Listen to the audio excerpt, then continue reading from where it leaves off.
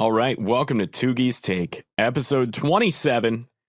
Today is Tuesday, March 25th. Tougie, last night I went to a Florida Panthers game, and before we discuss the game, I just need to discuss some things that happened there. Last night you had a religious experience. I did. So I want to talk about the guy sitting next to me. Okay. Because I don't know how you sneak this into an arena. Because it is like Florida Panthers security is tight. But the man sitting next to me has like a plastic grocery bag filled with oranges. And he's just eating oranges in the seat. And I can smell them through my mask. And the whole time, I'm just so confused as to how somebody sneaks a bag of 4 to 5 oranges into a hockey game. Like, this guy was wearing like not loose jeans. You could have given me 100 guesses, and despite it being Florida, I still don't think I would have guessed a bag of oranges.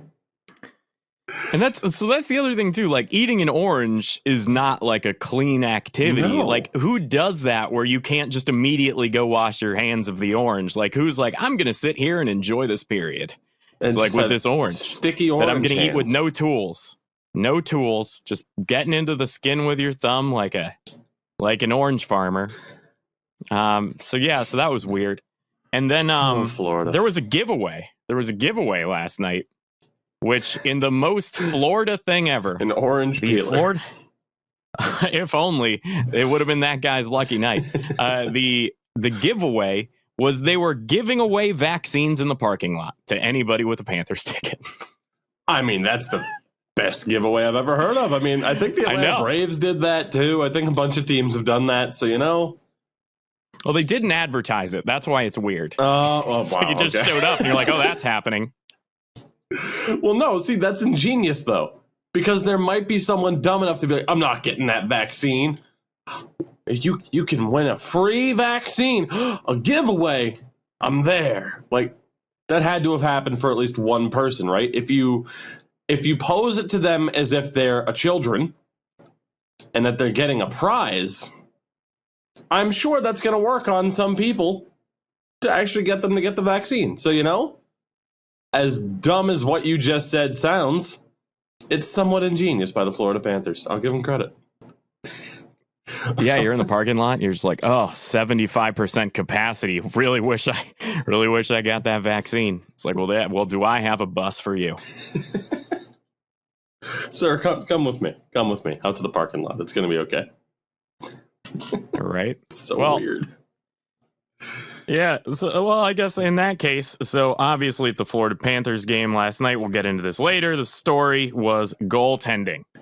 Yeah. So how about we do some warmies today that are not just about goaltending, but about the wonderful world of the advanced stats of goaltending in the NHL playoffs. Ooh. Okay. I'm down. Okay, so the first question I will ask, in terms of goals saved above expected per 60, in case this is like, for anybody that's unfamiliar with this stat, this is a measure of like high danger chances, like things based on who's shooting and the shooter's percentage. This is shots that should be a goal that the goalie otherwise robs.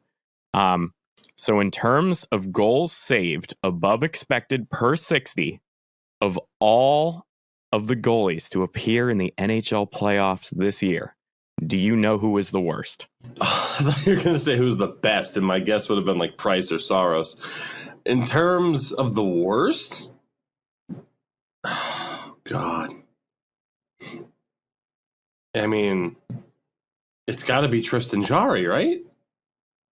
You would think. You would. But the answer is Vitek Vanacek was the worst by far in his hurt. one appearance. Immediately. That's fair. Just immediately hurt. In terms of goalies that appeared several times, it would be, that's right, the richest man in England, Sergei Bobrovsky.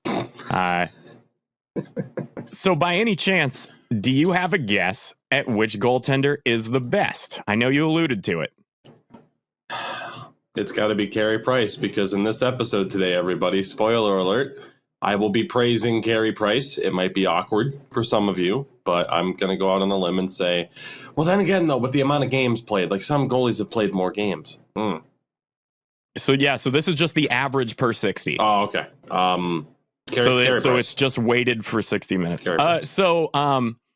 So it's interesting that you say Carey Price, because he's old news and Habs fans aren't going to get the show they want. The answer is Spencer Knight. I figure. At 2.3 goals saved above expected per 60. My man Spencer Knight, in his one appearance, just immediately locks down the league. So here is a phenomenal question, because this was why I did these warmies, because I think that this is like the meat of what I was trying to get at. Of all the goalies that have played, in terms of goals saved above expected per 60, which is the stat we've been talking about, it's a lot of words, I know it's hard to keep track of, who has been the most average goaltender of all the teams that have appeared? Jack Campbell. So that would be fascinating. But so this is even more fascinating. It is Philip Grubauer. It's the most average. And he has a negative goals saved expected per 60 rating at a 0.025. The next most average, UC Saros. Really? So isn't that fascinating that the two guys that have, really showed up in a way where they seemed unscorable against, the team around them are not generating high danger chances? Which I think is fascinating. It's just that the other goalies are dropping the ball, I guess. And I guess before we get into our show, there's one more warmie that I want to ask. So in terms of total goals saved above expected, do you know who the leader is? Oh, man. I've just completely swung and missed on this entire segment. Marc-Andre Fleury. So he's actually in third. Okay. Second is one Andre Vasilevsky. Cam Talbot. No, he's way down there. He's just above UC Saros. The answer is the man who single-handedly destroyed Alberta, Connor Helbig. That makes single-handedly destroyed 7.5 goals saved above expected. Jesus, in just 4 games, huh? Yeah. So I don't know. So the warmies were a little more complicated, a little more esoteric than usual, but I have a feeling we're going to be talking a lot about goaltending today. And something that's very interesting is we didn't talk about Ilya Sorokin at all, who I'm sure we will talk about Sorokin. Ilya Sorokin. Sorokin. There's too many vowels. I pissed off some Islanders fans by saying Sorokin by putting emphasis on the wrong R. But hey, I'm from a place where instead of R's, we say AH. So get the hell out of my car and leave me alone. Right. Just another weird thing about New England. See you on the other side of the intro after that. This is the intro now.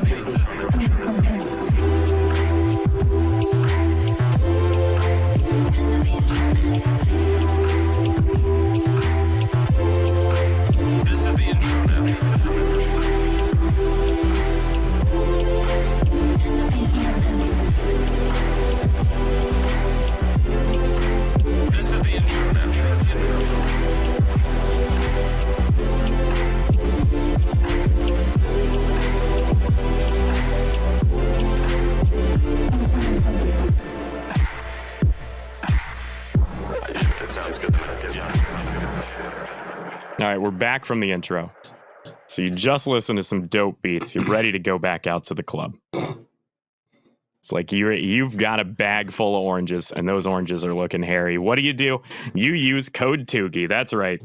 TOUGIE for 20% off at manscaped.com. It's like if you're going to bring your bag of oranges out in public, if other people are going to be smelling it, you better take care of it. That's right. Use code TOUGIE for 20% off at Manscaped. Manscaped, your balls will thank you. And so will we. Again, for all of you who have messaged saying, hey, we've used the code, thank you. Thank you. We appreciate your patronage. Not just on Patreon, but in terms of using the code, picking up one of these bad boys, picking up some of the stuff that Manscaped has to offer. We thank you as much as your balls will thank you. Deej, with that, we have some viewer questions to get to today. We're going to be getting to some viewer questions throughout the entirety of the show because there were some that are obviously very much focused upon playoff series, and obviously we're going to get into breaking that down for the majority of the episode today. But I have 4 questions here to kind of kick things off, and they're oftentimes some of the, like, oh, who are your favorites, this, that, and so forth. This first one is from one Noah Edmonds. Your top 3 favorite Panthers/Bruins teams of all time. So I guess the 3 teams that come to mind where you're like, man, that year was something. And for me, I mean, I do have answers.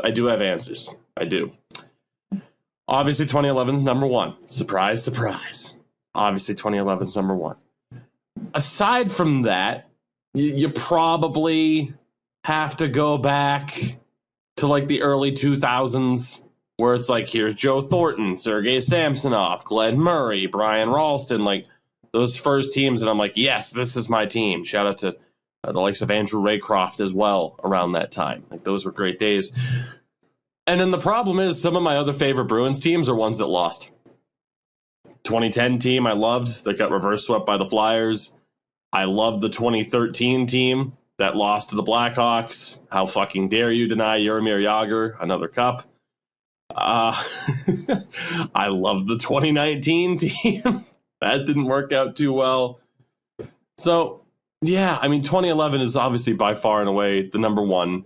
And then probably like 2002, 2003 was that sweet spot of really, enjoying those teams just because I was, just a young kid who was just, hockey obsessed to say the least.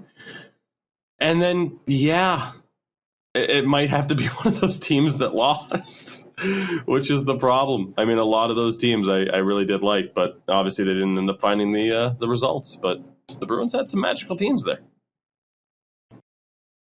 Yeah.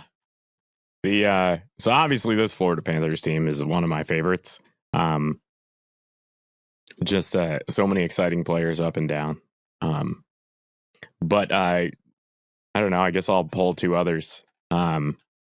So I'll go with that 2011-2012 Florida Panthers team that had Christopher Stieg, Stephen Weiss, and David Booth as the top line.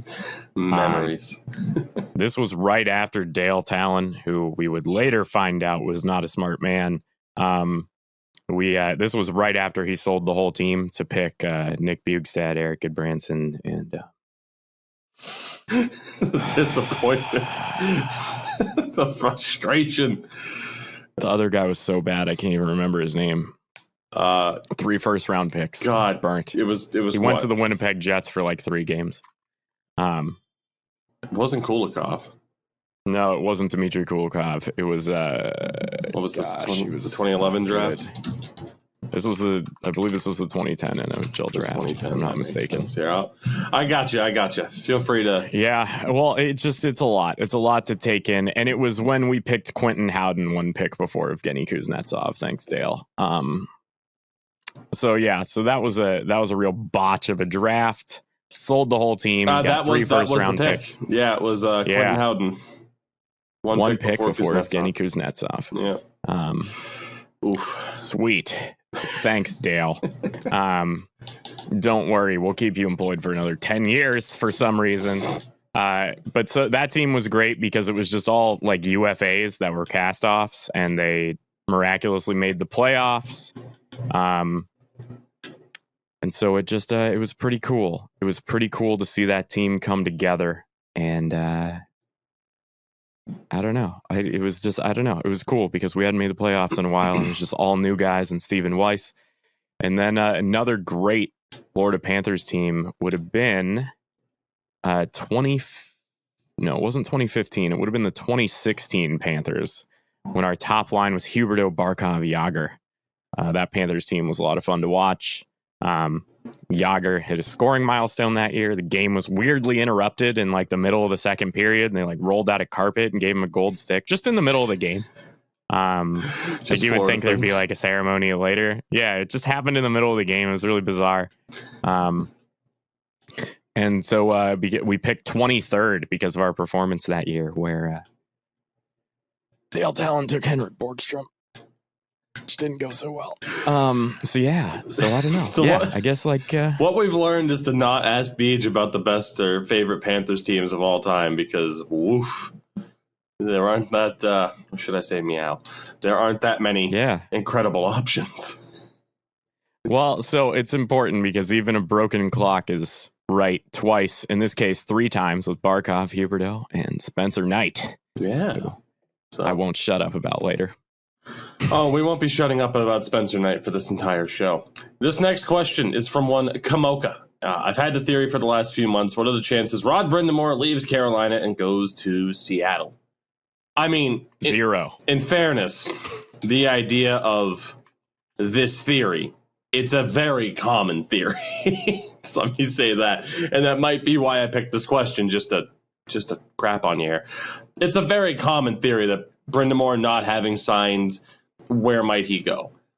The thing is, though, I just don't know if I buy into it. It's the same thing as the conversation about, hey, what's next for Alex Ovechkin? He's not under contract. But, I mean, Carolina themselves have outright, it was Tom Dundon who outright said, I'd be dumb. I'd be dumb to not keep Rod Brind'Amour here. So I can't help but think he'll give Rod Brind'Amour what he wants. That said, would it be a hell of a story for Rod Brind'Amour to just up and leave to the Kraken? Yeah, it would be. And that would be incredible for them, especially, again, I mean, we talked about it, kind of the favorite being Gerard Gallant. Looks like he's going to go to the Rangers still. There hasn't really been an update on that recently, but he's over at the World Championship, so it makes sense. I mean, name a better option for the Seattle Kraken than Rod Brind'Amour as their head coach. I don't know if you can find one, because Rod Brind'Amour is one of the best coaches in the NHL, and those type of coaches aren't normally available. So, I mean, we'll see. But again, if Tom Dundon and the Hurricanes let that happen, then you just sell the team, move back to Hartford, just give up, because you'll kill that fan base in Carolina. DJ, I'm guessing you agree. Yeah, I agree wholeheartedly. Like I don't know. I feel like Brind'Amour is so innately entwined with the identity of the Carolina Hurricanes as, arguably the most notable player in that franchise's history. I mean, you could probably make an argument for Cam Ward, but I feel like Brind'Amour was there longer and first. Yeah. And Cam Ward, I don't know how you let him go. The issue is, it's like Brind'Amour was still good, as far as I know, pretty much the entire time he was there, where we all know, like, Cam Ward had one season and then didn't do a whole hell of a lot after that. So, yeah, I mean, when you think of Carolina Hurricanes, I'd like to think for the majority of the fans, Rod Brind'Amour is probably the first guy to come to mind, or Eric Stahl over someone like Cam Ward, but who knows? Yeah. That said, speaking of teams that wear red, because I don't have a better segue here. This is from NF Devils. Who are the top 3 hockey-related people you would want to appear as a guest on this podcast, and why? Player, coach, announcer, whatever.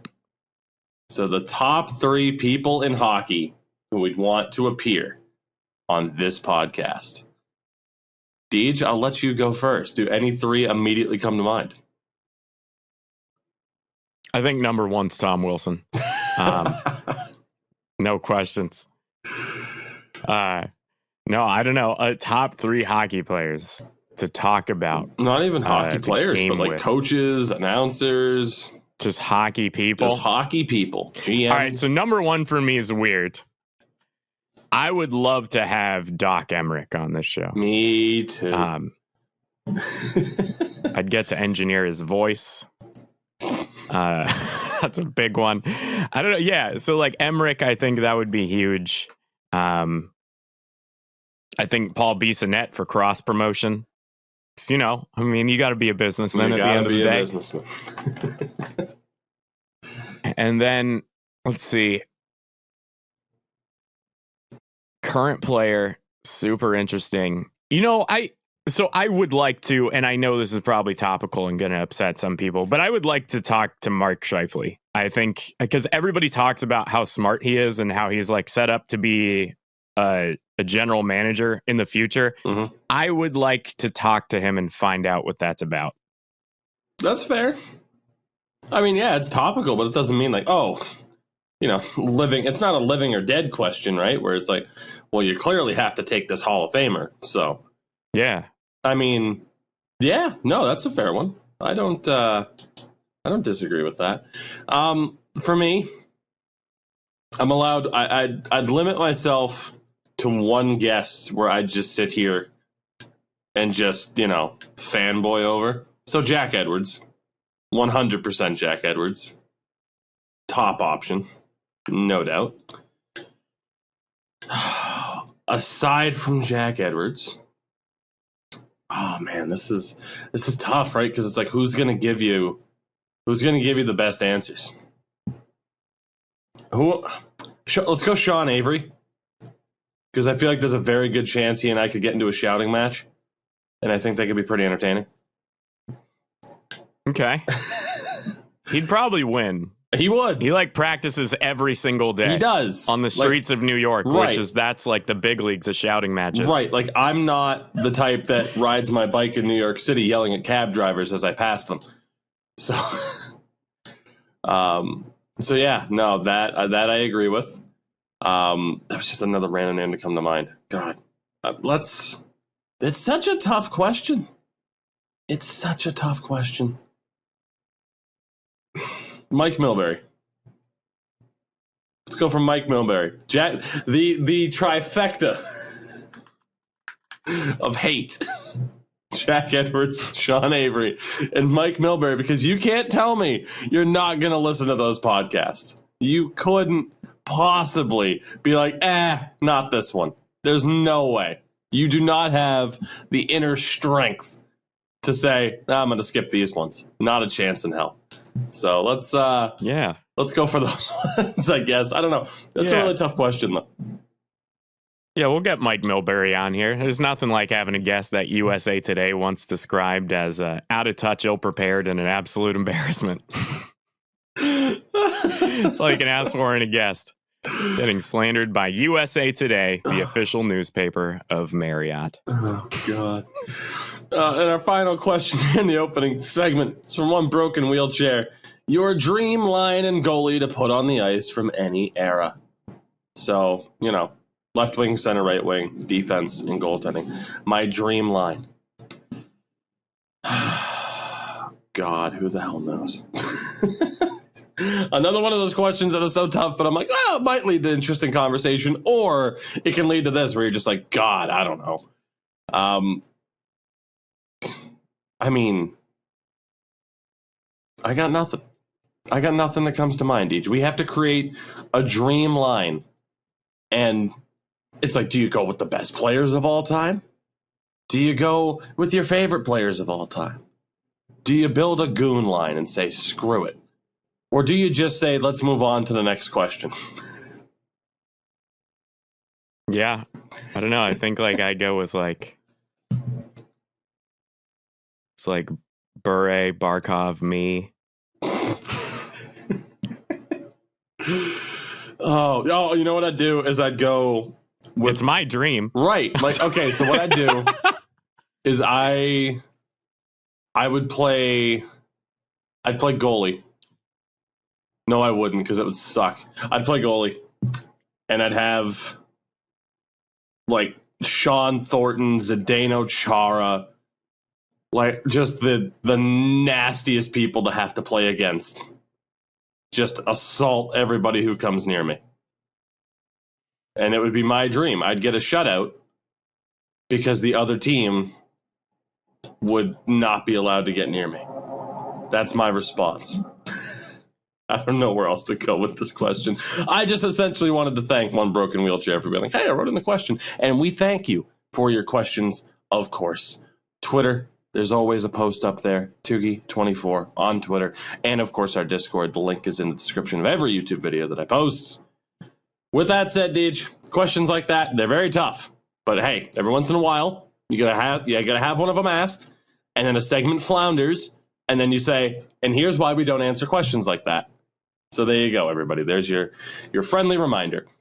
That said, Deej, before we get into talking about the playoffs, because we've delayed long enough, we have one topic in our general hockey talk section, and that's just to mention that the Vancouver Canucks are still a mess. Jim Benning staying on, Travis Green staying on as head coach. I don't disagree with Travis Green being the head coach, but, Jim Benning embarrassed himself at a press conference. There's not too much to say. It's a mess. The idea of we're going to be aggressive this offseason. I agree with the fact that the Canucks probably won't finish below Ottawa next year. Probably. You can't say that with certainty. I don't know. This team's an absolute mess. Like, you talk about a team that's like, hey, Seattle, you care to help us out at all? Like, it's pretty much the only choice you got, right? So, Canucks fans, don't worry. It'll get better in 10 years. I mean, 10 years ago, you were thinking, boy, 10 years from now, look at where we're going to be. I mean, sure, we lost in the 2011 Cup final, but look at where we could be. And, look at where you are.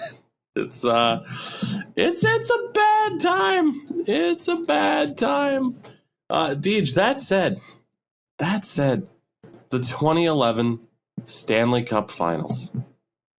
The 2011 Cup Finals. We are approaching. It was from June 1st to June 15th. I'll never forget it. So close. So close. And I am going to be very obnoxious in that 2-week free because, hey, great memories. Good times. That said, speaking of the Bruins, shall we get to it? Shall we start talking playoffs? Yeah. I mean, yeah, we'll get to it. We'll get to the playoffs, obviously. I mean, what else is there to talk about, really? Not much, which is why the segment was like 25, 26 minutes, because, there's not too much else to talk about aside from that. So let's get into the playoffs. We're going to start things off with one of the series that's over. It's concluded. There are no more games in this series. And that is the Boston and Washington series. As, by God, JR, by God, can you believe it, Deej? This series ended in 5 games. It just doesn't compute for me at all. Friday night was the day of our last show. That game on Friday, aside from Kevin Miller taking a very high hit from Dmitry Orlov and going to the hospital and missing the next game, which, by the way, that hit people might have forgotten already. That is absolutely the type of hit that used to be like, ejection worthy, fine or suspension worthy. But thanks to the NHL kind of, muddying up the lines, that's the type of hit now where you're like, I don't know if that is or isn't. That's borderline. And there's some people who are like, it's nothing. And they're not necessarily wrong to think, that's nothing because of the standard that the NHL set. But Kevin Miller ended up missing game 5. But yeah, I mean, that 4th game was solid. I mean, the Bruins won 4-1 and pretty much dominated the entire game. Like, they outshot them 37-20. They were 3 for 5 on the power play. Like, the power play came to life, thank God. Like, goals from Marchand, Pasternak, Charlie Coyle got his first of the playoffs. That was his first of the playoffs too. And Matt Grzelcyk, Ovi got the lone goal for Washington. So it's like, hey, this is fantastic. Oh my God, the Bruins are up 3-1. Tuukka Rask became the winningest goaltender in Bruins playoff history. Because again, friendly reminder, Tuukka Rask is a good goddamn goalie. And I'd like to think I'm preaching to the choir here on my own podcast. And then you get to game 5. And I cannot believe they won this game, Deej.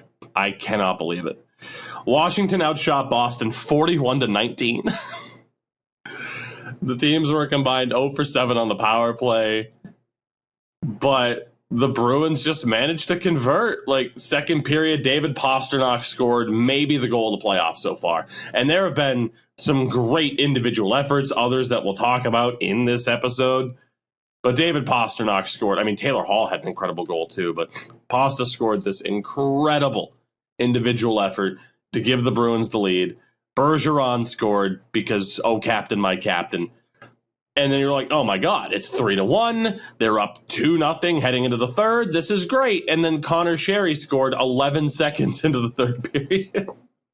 And I'm like, here we go. Here comes the Game 7 loss. Here comes the downward spiral. And no, Patrice Bergeron scored midway through the period, his second of the game, and that was it. And the Bruins win 3-1 and eliminate the Caps in 5 games. It still doesn't, like, it's a first round matchup, Deej, but it still doesn't feel real to say that.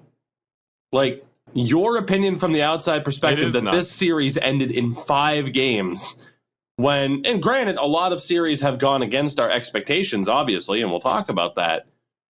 But this series, everyone was expecting the 6 to 7 game bloodbath. It ends in 5. Well, so, I brought up the goaltending earlier with the Capitals. And Samsonov chokes in the playoffs. This is now the second time this has happened. Craig Anderson, obviously too old for to bear the weight of a full playoff run. And then I don't know if you remember from the Warmies, but the worst goalie in the league in terms of expected saves was one Vitek Vanacek, who, he was the guy that was supposed to be like, well, maybe he can play in the playoffs. So I think Ovi was playing hurt. I know they haven't mentioned anything, but he was out so long with that injury.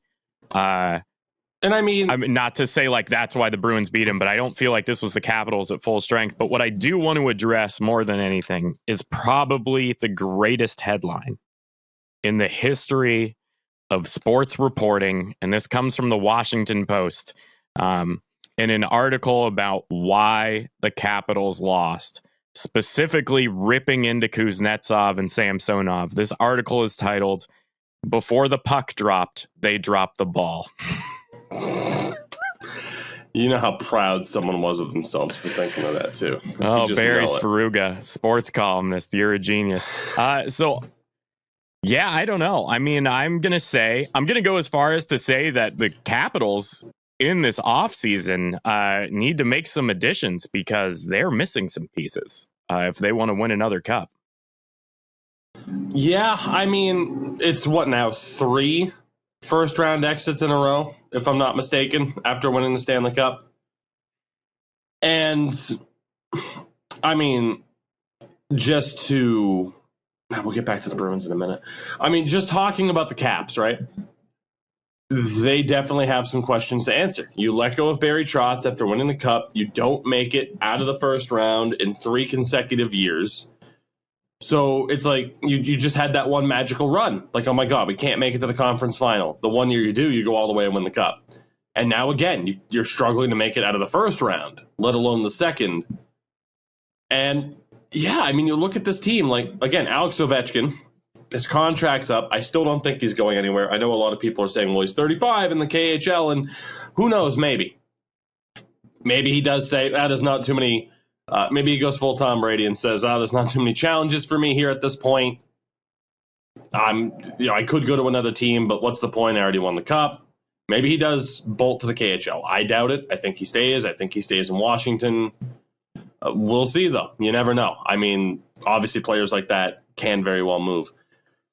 In terms of what happens this offseason, yeah, they have to make changes. And I think I mentioned it on this show. I know I mentioned it in a video that I had posted on YouTube in the aftermath of the Bruins winning the series.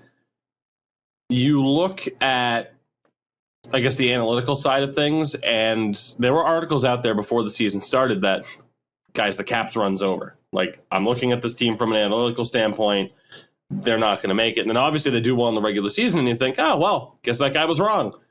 And then they get to the playoffs and they lose in 5. Now, granted, it's not like they lost in 5 to a bad team, and of course you had the goaltending injury as well, but they do have to make changes. And I mentioned this as well, and I'll talk about him again in a minute, but like Zdeno Chara probably won't be back. I mean, he's 44, but if you talk about left-handed defensemen, like you would think they're going to give one Martin Fehervary or Alex Alexiev a chance. They're both 21 on that left-hand side. And as well, Michael Kempney, couldn't think of his name, I think is under contract for 1 more year, if I'm not mistaken, and he's a left-handed shot. So I don't expect them to re-sign Chara. the bloom seems to be off the rose with Kuznetsov especially. And I think, there was some vitriol directed not only towards Kuznetsov and Samsonov, but Ovechkin as well. Like, I've seen that sentiment that, like, people are tired of what I'm going to label, to sum up their points, not mine, but the Russian antics of those three. It just seems to be rubbing people the wrong way. Ovechkin, like I said, he's not going unless he wants to go. I mean, Washington would be dumb to not give the greatest player in their franchise's history and one of the, a surefire Hall of Famer, obviously, whatever he wants. That said, I think Evgeny Kuznetsov is gone.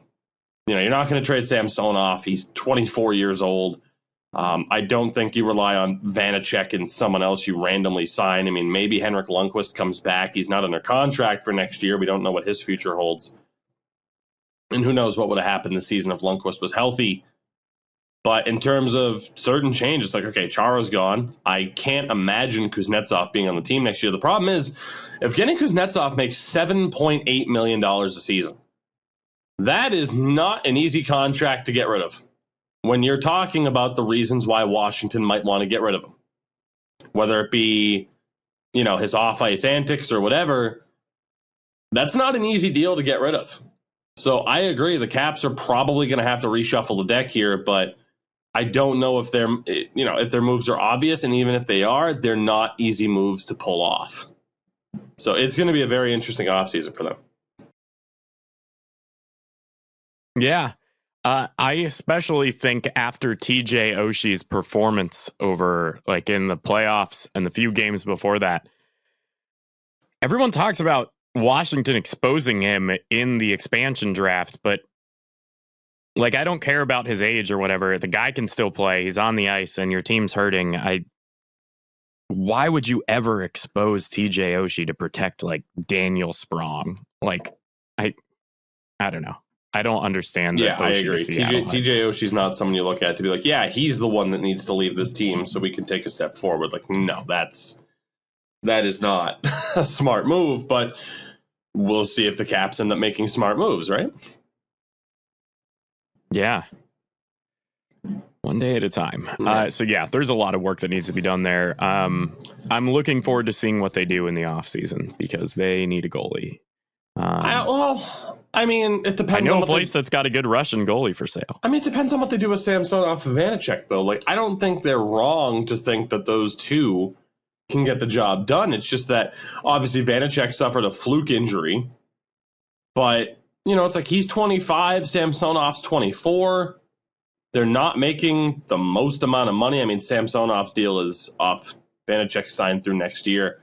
I mean, I think they might have the answer in net already. It's just obviously come playoff time. Like, it's a very young, inexperienced tandem for the Stanley Cup playoffs. You don't really know what you're going to get. So, I mean, aside from Washington being eliminated, right? Like, obviously, there's the thought as well. Not just like, okay, what does this mean for their team? But obviously, as a Bruins fan, man, you talk about, hey, Tom Brady leaves and wins the Super Bowl. Like, that's not painful. That's not painful. That's kind of cool. You talk about Zdeno Chara leaving Boston. I mentioned this in that video I posted. I don't think either side was wrong. And I'll get into that more in just a moment. But seeing Zdeno Chara on the opposite side of a handshake line and thinking, what if he's played his last game, hit me pretty hard. Because, again, he is 44 years old. Is Zdeno Chara done? We just simply don't know. And obviously, I hope not. But for him, he made the right choice for him. He needed to go and bet on himself that he could still be a useful player. And he was. He was a very useful player for the Caps. I mean, yes, there are obvious issues with his play. He's 44. He wasn't incredibly mobile before. He wasn't awful. Wasn't a pylon out there, but obviously, his foot speed's not what it used to be. But for the Bruins, again, you talk about the left-hand side, and you start this season with, and here, let me get the full list here. You start this season with left-handed options. Matt Grzelcyk, Urho Vakanainen, Jeremy Lauzon, Jakub Zboril. You needed to find out what you had with those guys.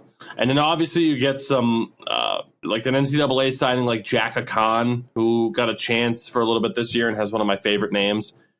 And then, sure, at that point, you sit there and say, well, Chara still would have been useful because they had to go out and get Mike Riley and get Jared Tenorti.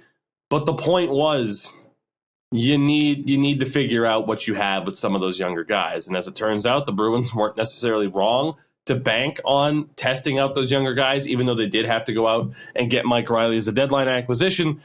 So, yeah, like if Chara had stuck around, it's clear he would have gotten some playing time eventually. It's pretty clear that he made the right choice for himself, though, to say, well, no, I can still be a full-time starter. I'm not going to sit here and wait around.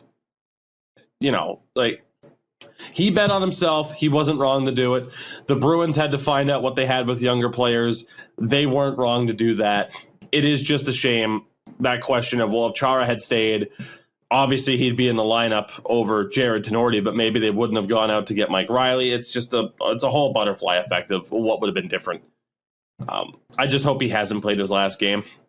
And if he has, then it is what it is. I mean, he's someone who will absolutely have his number retired by the Bruins. Like, that's not even a conversation. Like, he will have his number retired by the Bruins for sure. And whether or not he ends up coming back with the Bruins in some capacity, I certainly wouldn't be surprised. Right? So we'll see what happens for Zdeno Chara. We'll see what happens for the Caps. For the Bruins, this question was asked by one friend of the show, Smelly Kickbutt. Is Rask elite? Which, honestly, I'm going to say no. I think he's really good. He's very good, but I don't think he's elite. Well, that's the thing, right? Like, my standard for the term elite is up there, right? Like, it is up there. Yeah, like it's never lost a game. Like it's supposed to be. Like, Tuukka Rask is very, very good. Is he a Hockey Hall of Famer? No. Because as we've talked about, that standard's very high. And I use the term elite just below a Hall of Famer, if not exclusively in association with the term Hall of Famer, because that's what the word elite's supposed to mean. But as well, we got this question from one of my favorite names. It's Matt Yo. As a Bruins fan, would you prefer to face the Islanders or the Penguins? And obviously, we'll be talking about that series in a little bit. Matt, I think I'll just say keep listening to the show, and you'll find out my opinion on that very, very soon. But overall, yeah, I still can't believe this series is over. Obviously happy to see what happens with the Bruins. It's a good thing that they're going to get some time here to rest up defensively. Very happy about that. For Washington, I'm also intrigued to see what happens next. Yeah. No, yeah, I think you're right on about Tuukka Rask. I mean, Finnish Hockey Hall of Fame, sure, in Tampere, Finland. Oh, boy. I will make my pilgrimage over there to visit his plaque in the future. Deej, with that, why not? Let's move over to the other series that affects us both dearly. The Florida Panthers and the Tampa Bay Lightning. Now, of course, we have to set the stage for last night by mentioning game number 4 on Saturday, which, I mean, it was a 6-2 Lightning win. That's what I'm going to say. It was a 6-2 Lightning win. It was a very ugly game. I mean, 41 shots to 26 in Florida's favor. Florida was 2 for 7 on the power play with 50 penalty minutes. The Lightning were 2 for 5 with 42 penalty minutes. And then obviously you look at the goals. I mean, it's 3-1 Tampa at the end of the first. Sorelli, Gord, and Palat. Huberdeau for the Panthers. And then same thing in the second. Kaloran with 2 goals. Verhaeghe gets 1, so it's 5-2. And then Kucherov makes it 6-2. I mean, the biggest talking point coming out of this game, aside from the question of are the Panthers completely boned, is, Duclair slashing Kucherov. So with me bringing up that stuff, Deej, any memories from Game 4 that haven't been erased by Game 5? Oh, just John Cooper after the game. Yeah. Him complaining, pretending to take the high road. And then, proving that, like all lawyers, he has some difficulty living the life he claims to, with that giant cross-check to the face of Noel Acciari when he lined Pat Maroon, a man who doesn't play center, up at center, specifically to hurt Noel Acciari. Excuse me, Deej. Patrick Maroon has like 150 career face-offs, so it wasn't egregious. I'm just gonna beat the comment section. Well, if you're pretending to be a Tampa Bay Lightning fan, I'll let you know that that's likely just your brain fog from the COVID long hauler you're still dealing with after not wearing your mask for that parade. That's right. You heard it here first. Tampa Bay is Florida's butthole. Boom. I'll say this about the Cooper thing, unless you wanted to add anything more, but just that he sucks. Look, I mean, Bruce Cassidy too has complained about officiating. Everybody has complained about officiating pretty much, like the majority of the coaches, fans, so on and so forth. But there is something to it it's not as if Tampa isn't in the realm of possibilities of being concerned, of being labeled as a dirty team. Like, I'm sorry. Like, you can see how, like, Ryan McDonough plays on the edge. It's playoff hockey, right? Like, there is not a single team, including the Bruins, that can sit there and have their coach complain about the standard of officiating in terms of teams getting away with shit without looking foolish, because your team is also getting away with shit. And I do not want to hear from Lightning fans, Patrick Maroon only did what he did because the refs wouldn't do it and we were tired of getting abused, like as if there hasn't been any crossing of the line by the Lightning. It's across the board. You can't sit there and say it's retaliation. You get into this perpetual argument. It's playoff hockey. The state of officiating in the NHL is a shit show. No one can take a holier than thou attitude. So to have someone like John Cooper complain, to have someone like Craig Berube complain, is fucking hilarious to me at the end of the day. So, yeah, that set the tone a little bit heading into last night's Game 5, which... what a game. What a game. Deej, I'll let you take the lead on this one because you were there. I don't want to talk about the nitty-gritty and the stats yet. Your thoughts on Game 5? Well, there's something to be said about a fan base that's continually targeted as like one of the least informed fan bases. When we show up full, it's 75% capacity, and scream night during the national anthem. I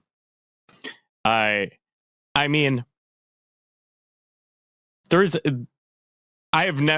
been very few Florida Panthers games I've been to that were absolutely just electric. Like, this team's not going to lose in front of that crowd. If Tampa doesn't win on Wednesday, the Panthers win this series. There's just no way. And we're talking about a Tampa team that last night, and this is just, I'm going to cherry pick one stat for last night, with the ability to end this series and move on to the next round. Tampa took 2 shots in the final 15 minutes of the game. They score on their first shot of the game. It's a 2-on-0. Thanks, Keith Yandel. And from then on, Spencer fucking Knight says no more goals. I don't know how you can watch this highlight package and just... I mean... Just there were I would say the 4th high danger scoring chance that he absolutely robbed. From there, it sucked the life out of this Tampa team. This entire game was played right in front of Andrei Vasilevsky after that first period. Tampa got nothing going. They were just absolutely outplayed in the mental chess match by a man who cannot legally drink. A college sophomore took the $98 million salary cap darlings. Home of the worst fan base in the NHL. That's right. West Coast, where all of the bad shit in Florida happens. And he got in their heads because they couldn't score on him. Wait, you mean the Tampa Bay Lightning after a first period got rattled? We've never seen that before, Deej. Yeah. They, I mean, we're talking about a city that welcomed Rob Gronkowski with open arms as a general social benefit to them. So they got absolutely wrecked. You know, because if there's one thing I want my city to do, it's start filming episodes of the YouTube series, The Gronks. So I don't know. Spencer Knight, I have never, ever seen, like, it was so electric. The entire crowd. I remember the Capitals a few years ago when they were headed to the Stanley Cup Finals. The audience stood up and everybody chanted Barry Trotz. The Florida Panthers fans did that for Spencer Knight well after the game. Spencer Knight chants, just continuing. That kid is going to light the world on fire. He can even get shelled next game. And just because of this one performance, suddenly he has entered the conversation with the Carter Harts of the world. Although not great comparable right now, perhaps the Sorokins of the world. He just immediatly has entered the conversation of elite goaltenders because of one game. Like, how often does that happen? Well, I'll add elite young goaltenders that have that future ahead of them. Someone's gonna be like, he's not elite right now. You know what he's saying. I am saying. Well, so you know what? Here's what I will say: the kid's 20 years old, playing a position that you usually do not hit your peak at until age 26 through 28. You know, you usually don't even see NHL ice until you are 24, and he's 4 years ahead of schedule. And he is robbing Nikita Kucherov, Steven Stamkos. So I just wanted to say there's one thing about this game I want to point out, as like, I don't want to entirely beat up Tampa here, but I do, because when was the last time a young American college kid stood up to a team of evil Russians? That's right. I'm comparing this to Miracle on Ice. Fair enough. Again, in terms of the game itself, like it was close though. Like that's the thing. I do think there's evidence to your point, right? In terms of Tampa struggling down the stretch, because I mean the shots were 38-37 in Florida's favor, right? Like it was close to a point. I'm sure John Cooper was complaining about the fact that the Panthers had a 5-2 advantage in terms of power play chances. But like the physicality was close. Yeah, so go ahead. I do want to address that, the power play differential, because a lot, I would say probably of the 7 power plays in this game, 4 of them were under 30 seconds long. There were a lot of overlapping calls. So just seeing that advantage, Panthers 5-2, betrays the reality of the stat. Fair. I mean, there were 22 penalty minutes to 6. Yeah. Tampa taking the majority of them there. So that was an interesting stat to look at. But you mentioned it, right? Like Ross Colton scored 53 seconds into the game. Of course, Ross Colton has 2 goals in the postseason so far. But then from there, it was all Cats. And again, Mackenzie Weegar scoring, Mason Marchment scoring. And Mason Marchment had an incredible game. An absolutely incredible game. And then it's like, all right, 2-1, you're good to go, right? Like, we'll see what happens. And then Patrick Hornqvist, who is one of the best pickups of the past calendar year, he scores 35 seconds into the third. Things are looking good. And then Frankie Petrano is a strange way to put it. What was that? Hornqvist scored that goal on all fours. I guess Barkov took a shot and it just hit Hornqvist in the chest and went in. So the man scored while crawling. I mean, so that's why I say scored is a weird way to put it. I mean, hey, the goal, he's credited for the goal. So we'll phrase it that way at least. But yeah, I mean, again, the Panthers win 4-1. Spencer Knight wins his first ever postseason start. First goalie to ever play in the NCAA and Stanley Cup playoffs in the same season. The youngest goalie in NHL history to make his playoff debut in an elimination game. It's just ridiculous. And I mean, we got this question from Z-Pops, and it's for you. If Spencer Knight started game one, how badly did the Lightning lose this series? And I mean, I think that's unfair. A bit of an unfair question, like, you know, but it does, I guess, lend credence to the goaltending discussion that's going on right now. So I'll let you answer that, and then we'll segue into said goaltending conversation. Well, okay, so Panthers are down in the series 3-2 right now, right? If you bring up the stats page on NHL.com, the playoff scoring leader is currently Jonathan Huberdeau. The playoff GAA leader is currently Spencer Knight. The playoff rookie scoring leader is currently Owen Tippett. This team is showing up. And then when you take into consideration that they were a sneeze away from winning game one before, you know, Bennett took that penalty. You take into consideration that over the last 7 games played between these teams, the Panthers are up 4-3. You take into consideration that the conversation has shifted, where it is no longer how can the Panthers stay alive in this series. The conversation is now how can Tampa Bay beat Spencer Knight, and they only need to do it once in 3 games. You know, when you're Dale Talon, who I will continually shit on for the rest of my life, well after his death, you draft Spencer Knight 13th, I believe, overall. Mm-hmm. And then a week later, you hand Bobrovsky that contract. And you get to do all of this 11 years after you were fired from Chicago for literally forgetting what day it was. I cannot stress this enough. If you are unaware why Dale Talon got fired from Chicago, he forgot what day it was and forgot to tender all their RFAs. That is how he lost his job. And for some reason, he was able to decimate this franchise for 10 years. So, you know, Spencer Knight's in net game one. Who's to say?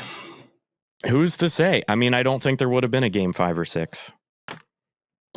So with that, then, obviously for Tampa, they could still win this series in 6, maybe in 7. I'm not personally discounting what they might be able to do, right? No, you can't discount the Cup champs. I mean, the Lightning on paper are the best team in the NHL. On paper. I can't stress that I say on paper enough.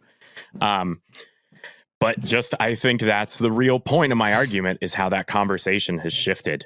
How can they beat Spencer Knight? Because they haven't. So that said, then, like I said, in terms of Tampa, there's not as much to talk about yet because, again, who knows? But for Florida, the conversation is there already. After a performance like this, I said as much on Twitter, and I stand by it. What did the Florida Panthers do in goal? Because with they mess with Bob's visa, so he has to get deported. With Sergei Bobrovsky, you have to get out from underneath this contract. You have to.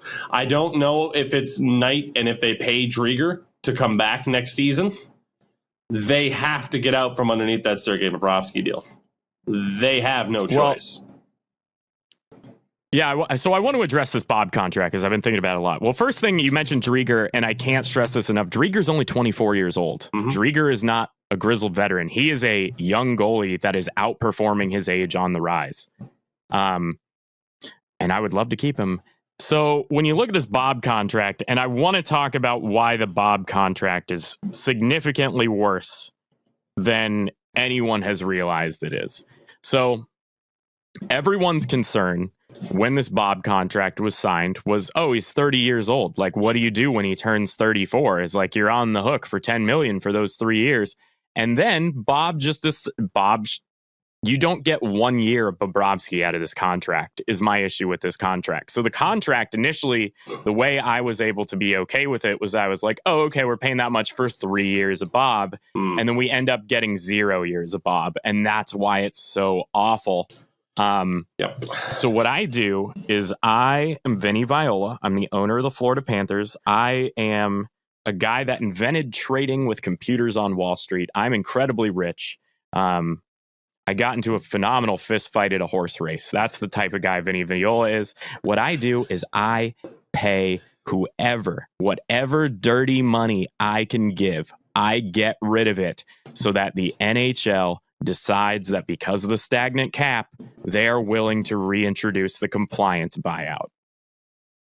And that's how you grease the wheels, you go behind the scenes, you do whatever it takes, because there is nobody dumb enough in the NHL until Chiarelli gets rehired to take on that contract. It doesn't matter what you add to it. It doesn't matter how many first rounders.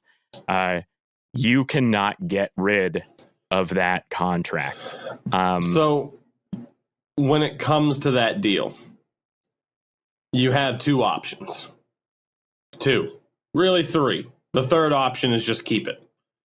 You have two options right now as it stands. There is not another team in the league currently with an NHL roster that would take that deal. You're not going to work out a deal for Jack Eichel revolving around Sergei Bobrovsky. Sorry, that's not going to happen. As it is, the Sabres don't need a goalie. They have Ukko-Pekka Luukkonen coming up to the system. They're fine. They would just literally put themselves in the same situation the Panthers are in right now. It doesn't make any sense. The LA Kings doesn't make sense at all. You know, the problem right now that they're having, Jonathan Quick is holding Cal Peterson back. So what, you're going to have Bobrovsky do the same thing? No. I checked. There's not a single team that makes sense to me that currently has a roster. There is one team, of course, that does not have a roster. And it's Seattle. Your two options, if you are the Florida Panthers, to get rid of this contract, Seattle or a buyout. For Seattle, or you could go Deej's route and go under the table. Here's a bunch of money, bring back the compliance buyout, which, to be honest, I wouldn't be surprised, Deej, to see the compliance buyout come back. Just because of the cap holding due to COVID, I wouldn't be surprised. The stagnant cap is, I think, is an important economic aspect here because, I mean, there were that year that Bob was signed. It's not like he was the only, like, hugely, I mean, he was the worst of them all, but he wasn't the only hugely inflated contract because people were expecting the cap to inflate continuously over the next 3 years. And instead we have a 3-year flat cap, which is kind of unprecedented in the salary cap era.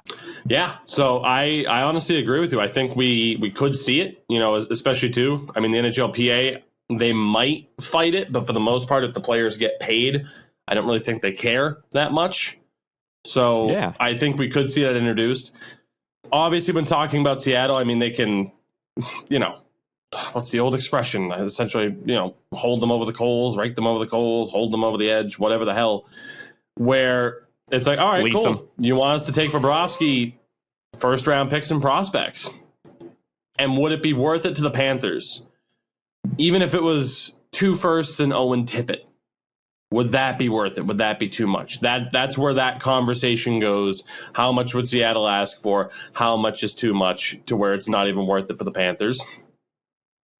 But then the flip side is, if there's no compliance buyout, if you can't work out a trade, you have to look at buying him out. And Sergei Bobrovsky right now has 5 years left on this deal, again, with a $10 million cap hit per year. Jesus. It has 3 more years of a full no movement clause. Actually, there's a no movement clause for the rest of the deal. And then the final 2 years has a modified no trade list, which would be a 16-team no trade list. This is an albatross of a contract, to say the least. If you were to buy it out, and this is where I want Deej's opinion here as to where this would be worth it to you or not. Bobrovsky, $10 million a year for the next 5 years after this, right? If you were to buy him out over the next 2 years, that cap hit goes from 10 million to 5.8. Keep in mind, in the next season, Barkov needs to be re-signed. So after those first 2 years, we look at the next 3 years, where it goes from 5.8 against the cap to 6.8. Not great. But is it better than paying $10 million? And then the final 5 years, or the final year of the deal is 1.8, and then you technically have him on the books for an extra 4 years beyond the contract at 1.8 per season. Your thought as a Panthers fan, is it worth it? The nuclear option of buying him out. You can't work out a deal with Seattle. You don't have a compliance buyout. Would you be okay with them outright buying him out to save $3 to $4 million and then ultimately close to $8 million towards the end of the deal? Would you be okay with that? So I think it's significantly more complicated than just the numbers, right? Because what do you use that money on?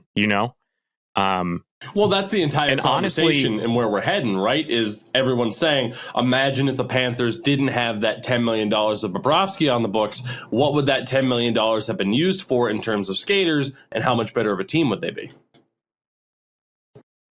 So when you look at the core of this team in terms of money that's being spent, unfortunately, you look at the Keith Yandel and the Sergei Bobrovsky contracts. And when you look at UFAs in the next 2 years, really, I mean, you can argue Noel Acciari is a must-keep guy just because he's one of the best bottom six forwards in the league. But Barkov is really the only guy you need to absolutely keep no matter what. So I don't think next year, that money absolutely needs to happen, right? I mean, obviously you want to keep Chris Driedger, who's, let me correct myself, he's 27. I don't know why I thought he was 24. So you want to keep Chris Driedger. He's a significantly better goalie than Sergei Bobrovsky. However, and I know we brought this up when we were talking about like why Vasilevsky's so good, but Vasilevsky's young. He can play so many games. There's only 8 years, only 8 games where you need to have Andrei Vasilevsky play or not play, sit on the bench. Sorry, there's a lot of data going through my head right now that I'm trying to synthesize into a point. Spencer Knight can play, I don't know, 65 games next year. I mean, the kid's 21. He can just go and go and go. He will never get tired. Just keep him away from the Fortnite and you'll be fine. So the reason that I think people panic and they're like, well, we need to get rid of this contract is because Alexander Barkov is going to need to get paid. Now, I don't think he is going to go anywhere else. I think they're going to re-sign Alexander Barkov. All the teams that are in desperate need of a top line center of Barkov's caliber and would be willing to pay for him are in a significantly worse rebuilding scenario than the Florida Panthers. So next year, this is not by any means a must get rid of this offseason, especially when you have guys like Anton Lundell, who is likely an early Calder Trophy favorite amongst some other names. We'll see who goes where in the draft. This team looks significantly better next year with the addition of Aaron Ekblad, with the addition of Anton Lundell. I expect Grigory Denisenko to take a step forward. Hepo Niemi, it's hard to say. So I don't think you buy out Sergei Bobrovsky until you don't have a choice. You need to be in a scenario where, okay, we need to buy out Bob. Because otherwise you're just like, hey, we got this extra $4.5 million sitting around. What are we going to do with it? And be like, we could do anything. It's like, we could sign 2 Stahl brothers at once, So it's like, until it directly affects a decision that is going to immediately impact your team's ability to win or lose, immediately impact your team's ability to retain its stars, I don't think you sell the farm to get the contract out from under you until it leads to direct results, if that makes sense. Yeah, no, I'd say it does. And I mean, I think that's kind of it's interesting to me, right? Where you have a team like Washington where it's okay, well, their season's done. so we can sit here and say, well, what comes next for them? But then you have a team like Florida where, they're still in the playoffs. They could very well force Game 7. They could very well force Game 7. And at the end of the day, we're already having that conversation of what comes next for them when it comes to goaltending. So I am very much intrigued to see how it all plays out with the Panthers. And again, we could have that conversation about what happens with them moving forward all afternoon long. So we won't. But I'm certainly intrigued, to say the least. That said, I will say, I was going to say, if you have anything, I just want to make one more point about their cap issues. So for every Sergei Bobrovsky making $10 million, the Florida Panthers are also paying the playoff scoring leader 5.9 for the next 3 years. Mm-hmm. So it's not like they are entirely inundated. There are some good contracts to balance out the bad ones. That's why I don't think there's the immediate need to jettison the Bobrovsky contract. However, the opportunity arises. Later, Bob. So we'll see how that all plays out. With all that said, let's move on to another series that has concluded. And it is flat out more stunning than the Bruins winning in 5. I am, of course, talking about the Winnipeg Jets beating the Edmonton Oilers.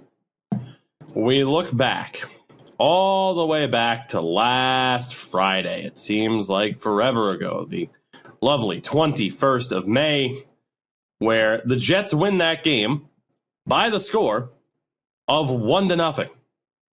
Because Connor Hellebuck is a freak. A 1-0 scoreline in overtime as Paul Stastny scores the winner.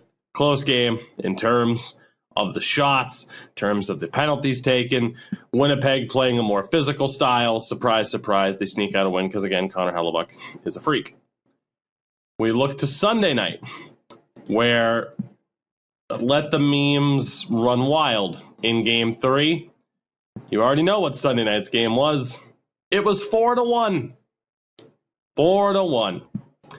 Draisaitl with 2 goals in the first. Kassian with 1 in the second. Ehlers had 1 for Winnipeg, so it's 3-1. Heading into the third, Jujhar Khaira scores under 5 minutes into the third. It is 4-1 Edmonton. And they fall apart. Matthew Perreault, 11:41 into the third. Blake Wheeler, 14:28 into the third. Josh Morrissey, 14:44 into the third. You heard me right. Less than 20 seconds later, they tie it and send it to overtime, where Nick Ehlers wins it in goddamn overtime again. 5-4. It was 4-1. Edmonton, of course, outshot Winnipeg in that game. I will say, though, about game number 3, again, Edmonton outshot them 48-37, but Winnipeg dominated the faceoffs. They were the more physical team. You could kind of see why this happened. And then we get to last night, because they played a back-to-back. Underrated fact that they played a back-to-back, and this game went as long as it did. But game 4, first period, Mark Scheifele scores. Future podcast guest. But then Connor McDavid scores. And he gets his first of the playoffs. And you're like, oh, okay, cool. And then Mason Appleton scores to tie McDavid with 1 goal. So it's 2-1 Winnipeg at the end of the first. And then Edmonton bounces back. They're going to be good. Second period, Nuge, Chiasson on the power play. It's 3-2 Oilers heading into the third. Here we go. The comeback is on. Mark Scheifele scores. 6 minutes into the third. We're tied at 3. From there, 3 overtimes later on a back-to-back. And the Winnipeg Jets see Kyle Connor score in triple overtime. Just somehow only 83 shots combined in a triple overtime game. It's unbelievable. The Winnipeg Jets sweep the Edmonton Oilers in round 1. Darnell Nurse played 62 minutes last night, places him 3rd all-time in playoff history. Deej, your initial reaction to the Edmonton Oilers being swept. Well, so here I kind of want to take you through my game by game real quick. So basically, Edmonton drops the first game. Okay. Oilers in 5. They drop 2. Okay. They're just getting their bearings. Oilers in 6. Then they drop that third game. And then you're like, oh, something's wrong with the Oilers, but they have the 2 best players in the world. I'm sure if anybody can pull off this reverse sweep, it's the Edmonton Oilers. And then they get swept. The team where, and I know this is not entirely accurate, this is how I put it earlier in the season, Wayne Gretzky and Mario Lemieux are on the same team.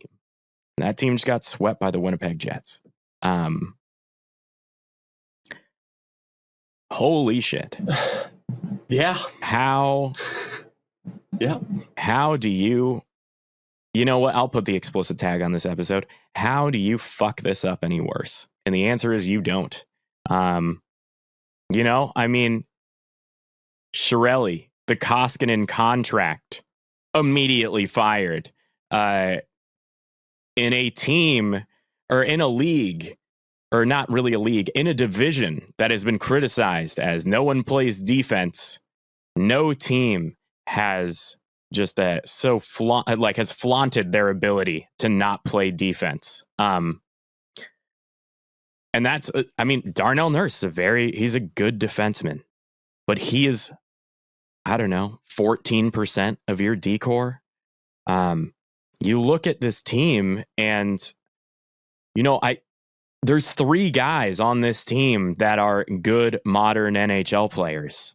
The lineup, if you look at this roster, it just doesn't make any sense. Who built this roster?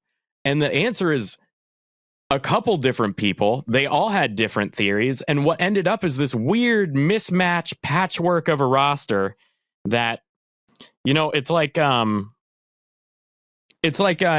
one of those things where you got Connor McDavid, right? It's like you got the best food of all time. What's something everyone can agree on? We'll say mashed potatoes with gravy. If you disagree with me, fuck off. So you've got the best food of all time. Mm-hmm. And then you've got a guy that's what that needs? Gummy worms. And that's the Edmonton Oilers. I can't come up with a better analogy than that. I know that's a ridiculous analogy, but how else do you describe it's like, hey, here's the best hockey player in the whole world. Let's find out if he can take the Bakersfield Condors to the Stanley Cup. No, he can't. So, there's just so much from this. First and foremost, anyone who's like, oh, is Connor McDavid staying? Yes, they're not going to. No, he's going to LA for his girlfriend's acting career. Yes, he's staying. She doesn't act. I believe she's into sports fitness, just like he is, all super extreme athletes, at some point you're in the gym all day. I don't know. But, this isn't a Gretzky situation is what I'm trying to say. Right. He's definitely, that's not even a topic of conversation is whether or not that happens. Obviously not. Connor McDavid's going to be an Edmonton Oiler. But you can't overlook, and this stat was from Chris Ryan, assuming McDavid wins the Hart Trophy. I'm sorry. Tougie, I got to interrupt you. Okay. I just got breaking news, a notification that could not be more appropriate or timely. Gretzky has just publicly announced he is stepping down as the Oilers vice chairman, saying he will not be able to dedicate the time or effort needed.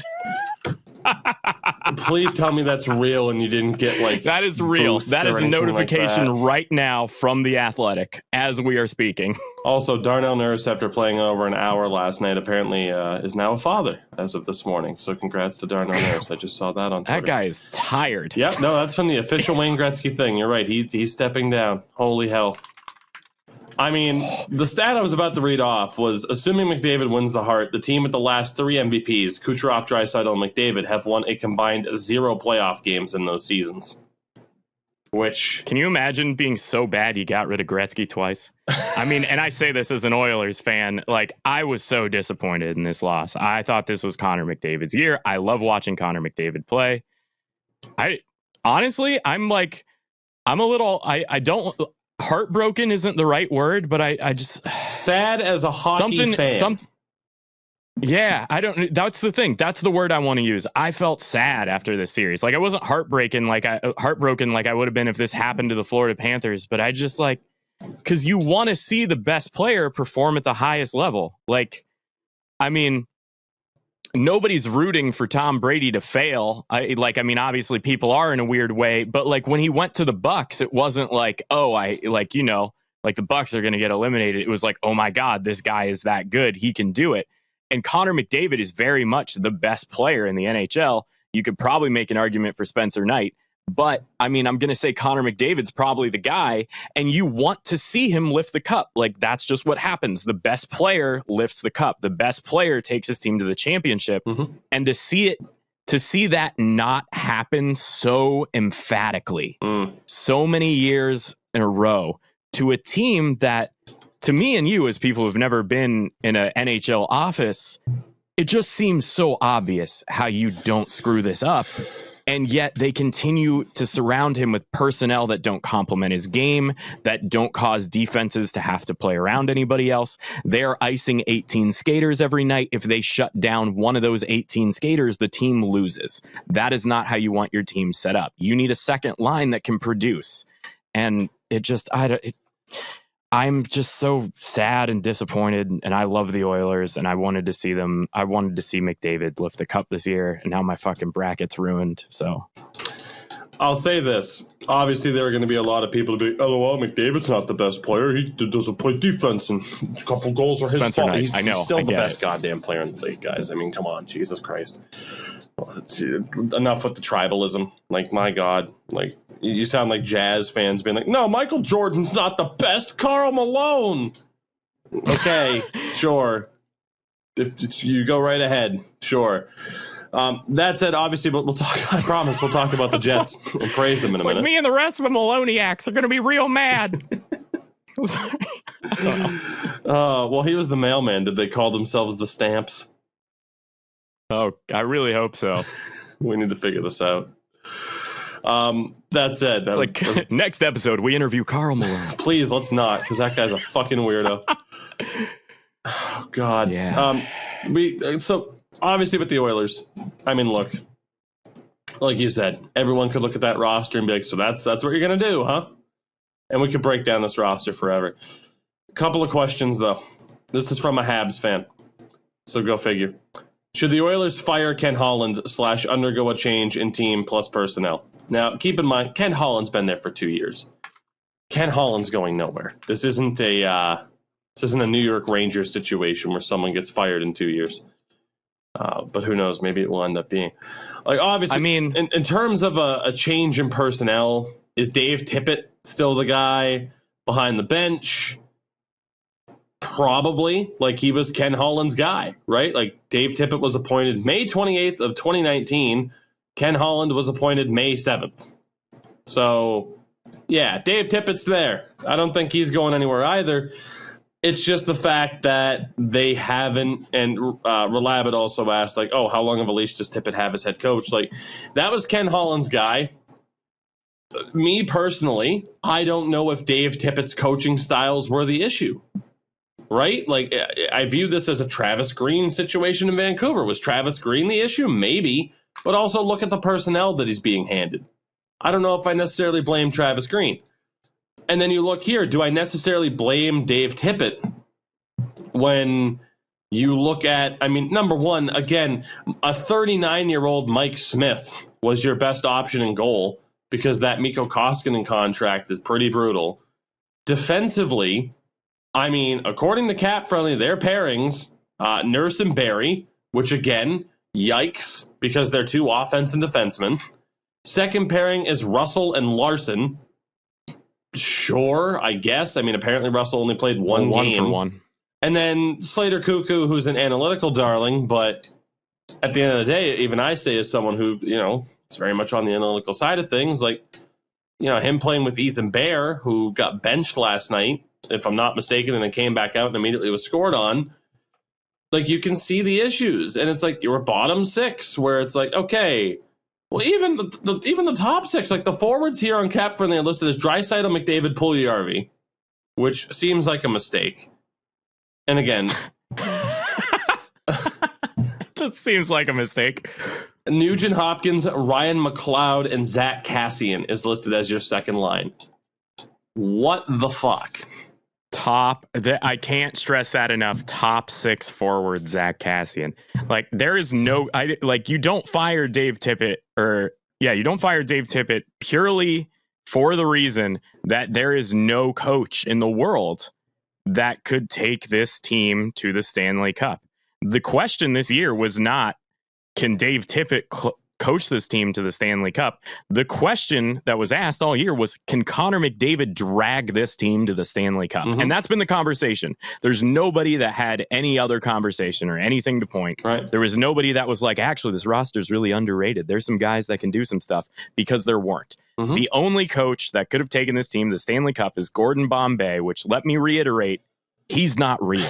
So, this is that's why you don't fire Dave Tippett. Mm-hmm. And it's the same reason you don't get rid of Travis Green, is because so many players underperformed, and that they had so many issues with injuries and then the COVID outbreaks. It's almost, in a strange way, it's like Buffalo, where there's a great fog over this roster. What kind of changes do you make? I mean, Vancouver is not that great of a comparison, because people thought they knew what they had in the roster going into this season, but obviously they didn't. But with Edmonton, you knew you had a bad roster, and you were relying on 2 players to drag that roster through 16 playoff games. And that didn't work. And there is nobody that can coach that. That's why you don't get rid of Dave Tippett. That said, I definitely go and hire a new vice chairman, because that's empty now. To finish that point, third line, he apparently had a good game last night. Former UMaine Black Bear Devin Shore, Jujhar Khaira, and Alex Chason. And a fourth line of Tyler Ennis, Gaten Haas, and Kyler Yamamoto. I mean, look, the Oilers, good team, decent team. Were they up there with the Colorados, the Tampas of the world? No, and everybody knew that. But they have the X factor of 2 of the best players in the world, one of them being the best player in the world. Could they get it done? And the answer clearly was no. And I mean, you look at the scratches for this team. I mean, Josh Archibald got suspended. Dominic Cahoon, scratch. James Neal, $5.75 million worth of James Neal, scratched. Kyle Turris, hey, maybe we can bring him back. Hey, maybe you can't. He wasn't playing last night. Dmitry Kulikov, I don't know if he was, or Kulikov, I don't know if he was brutal in the series, but, had a very good season from an analytical standpoint. He wasn't playing. I mean, you can't tell me, oh, yeah, no, they would have won the cup if Oscar Klefbom was healthy. No. Everyone knew the flaws. It was just whether or not McDavid and company could overcome them, and they couldn't. And the situation is so screwed up that, no offense, but we get a question like this from one Rob Ushi. McDavid isn't going anywhere. Is Ryan Nugent Hopkins the sacrifice for goaltending? People don't know what the hell to do with this team. No offense, Rob. But, the conversation is just well, Jesus, is goaltending the problem? Is the depth the problem? The entire thing is the problem. What big money goaltender are you? I'm sorry, but you plug in Andrei Vasilevsky, this team's still not winning a cup. They're not. There's no way. They could trade for a 2-time Vezina winner. They could. Sergei Bobrovsky. There you go. James Neal, and there you go. So Tougie, I know in the pre-show we briefly brought up this question because of Ryan Nugent Hopkins, mm-hmm. which do you trade him away? And my initial response was, there are 3 guys on this team that can play hockey at above a replacement level, which is McDavid, Draisaitl, and Nugent Hopkins. Mm-hmm. Now, Nugent Hopkins is a free agent this upcoming season. Yeah. He is making $6 million. Yes, he is. He does not going to get that. And I mean, if he can't take a pay cut, I think he goes somewhere else, because including the $6 million, if Nugent Hopkins walks, suddenly this team that only has 3 guys above replacement level, has $20 million in cap space mm-hmm. to spend in the offseason. Hey, want to come play with Connor McDavid? I mean, that's your selling point, right? Is the ability. to try and get people on board. Because if you think about it, right, Draisaitl's at 8.5, McDavid's at 12.5. Average that out. These two are essentially on the Taves and Kane deals. So what you need is for players to say, I have a chance to win if I come here for less. That is what you need to sell players on. Come to Edmonton for less. You get to play in a red-hot hockey market with the best player in the world. You are not going to win if you are then paying, and I know he's a former first-round pick, and he's a good player. Ryan Nugent-Hopkins at $6 million, that's a little bit rough. If they pay Tyson Barrie more than what they paid him this season, you're boned. Thank God Chris Russell's deal is coming down. Adam Larson's deal is up. Of course, Koskinen at 4.5 next year is brutal. James Neal is still on the books. Like, you're already kind of boned with some of those crazy contracts you have. Like, they need to find a way, Seattle, to try and get the James Neal contract off the books, to try and get Mikko Koskinen off of this team and bring in somebody who, if you're going to pay him $4.5 million, is at least, I would trust Chris Drieger over Mikko Koskinen any day of the week, and he's not going to cost $4.5 million. Like, Edmonton, again, we talked about it in terms of, will teams find themselves in a situation where they're being, essentially held up by Seattle to say, yeah, we'll help you, but it's going to cost you. Well, that many teams find themselves in these situations. The Florida Panthers have, again, found themselves in this situation. The Edmonton Oilers have found themselves in this situation. The Oilers have to get rid of some of these poor deals so that they can weaponize that cap in a bit better of a more effective way. And then, hopefully get players to sign on to the fact of, well, I get to play with McDavid and I might be able to win a cup if I take less to go to Edmonton. So getting rid of Ryan Nugent-Hopkins for the express reason of signing an expensive goalie. Like, an expensive goalie is not in the cards for you guys. It's just not. It's in the cards for Tampa because Tampa doesn't have, again, a James Neal on the books or, Adam Larson. Granted, he's coming off. But you see the point. Like, there are clear moves the Oilers can make to get to where they need to be. Unfortunately for them, the flaws exposed themselves here. I mean, we already knew they were there, but they really came to light here. And as a result, they got absolutely stomped by Winnipeg. And to the questions about, Ken Holland, Dave Tippett, Moritz asked this question: was Holland sort of right for not going all in at the deadline? You probably won't go from getting swept by the Jets to a Stanley Cup by buying a player or two at the deadline, but maybe they could have at least won a round. That's a fair argument. I mean, I think it was Ken Holland who was quoted in saying you can't go all in every year, which was him kind of resigning to the fact of like, well, we are what we are. Maybe Connor can do this. I don't think there were too many people saying that the Oilers, if they get past Toronto, that they're going to be able to beat a Colorado, a Vegas, a Tampa, a Boston, Like, it really would have been Connor McDavid and his merry men, being dragged to this. We all know this. Doesn't mean they're a garbage team. Like, they're better than Vancouver. But, I mean, he was definitely right. I mean, but then again, the problem is, like, it's not as if he had that much cap space to do anything with in the first place. Like, in a lot of ways, again, the Koskinen deal when that was signed, some of the other deals that have been signed since that he is responsible for, like, they were just sort of backed into this situation where it's like, well, this is our team this year. And giving up assets probably isn't the best idea. Why? Better to give up those assets to Seattle to get rid of James Neal. So, I think Ken Holland was right because I don't think this team was one or two pieces. Like a Bruins, for example. Getting Taylor Hall and Mike Riley. If the Oilers get Taylor Hall and Mike Riley, are they in a better spot than the Bruins are from getting Taylor Hall and Mike Riley? I don't think so, personally. I think the Bruins are... That's a good point. I think the Bruins were in that spot where they were a more well-rounded team, that those type of moves made sense, where for Edmonton, does that help? Because sure, maybe then your top line is McDavid, Puljujarvi, and Yamamoto still, and then your second line you have Draisaitl, Nuge, Hall. But then what the hell is your bottom six still? Shore, Kara, Cassian?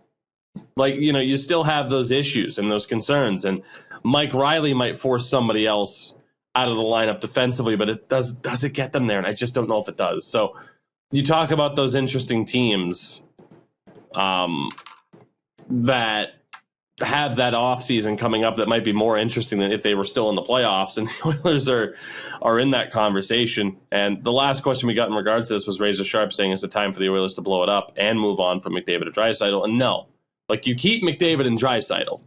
Is it time to retool? Yes. And again, you're one of those teams that put themselves into a really shitty situation, and if you don't have a compliance buyout, you got to look to Seattle or outright buying out some of these contracts just to try and make this work.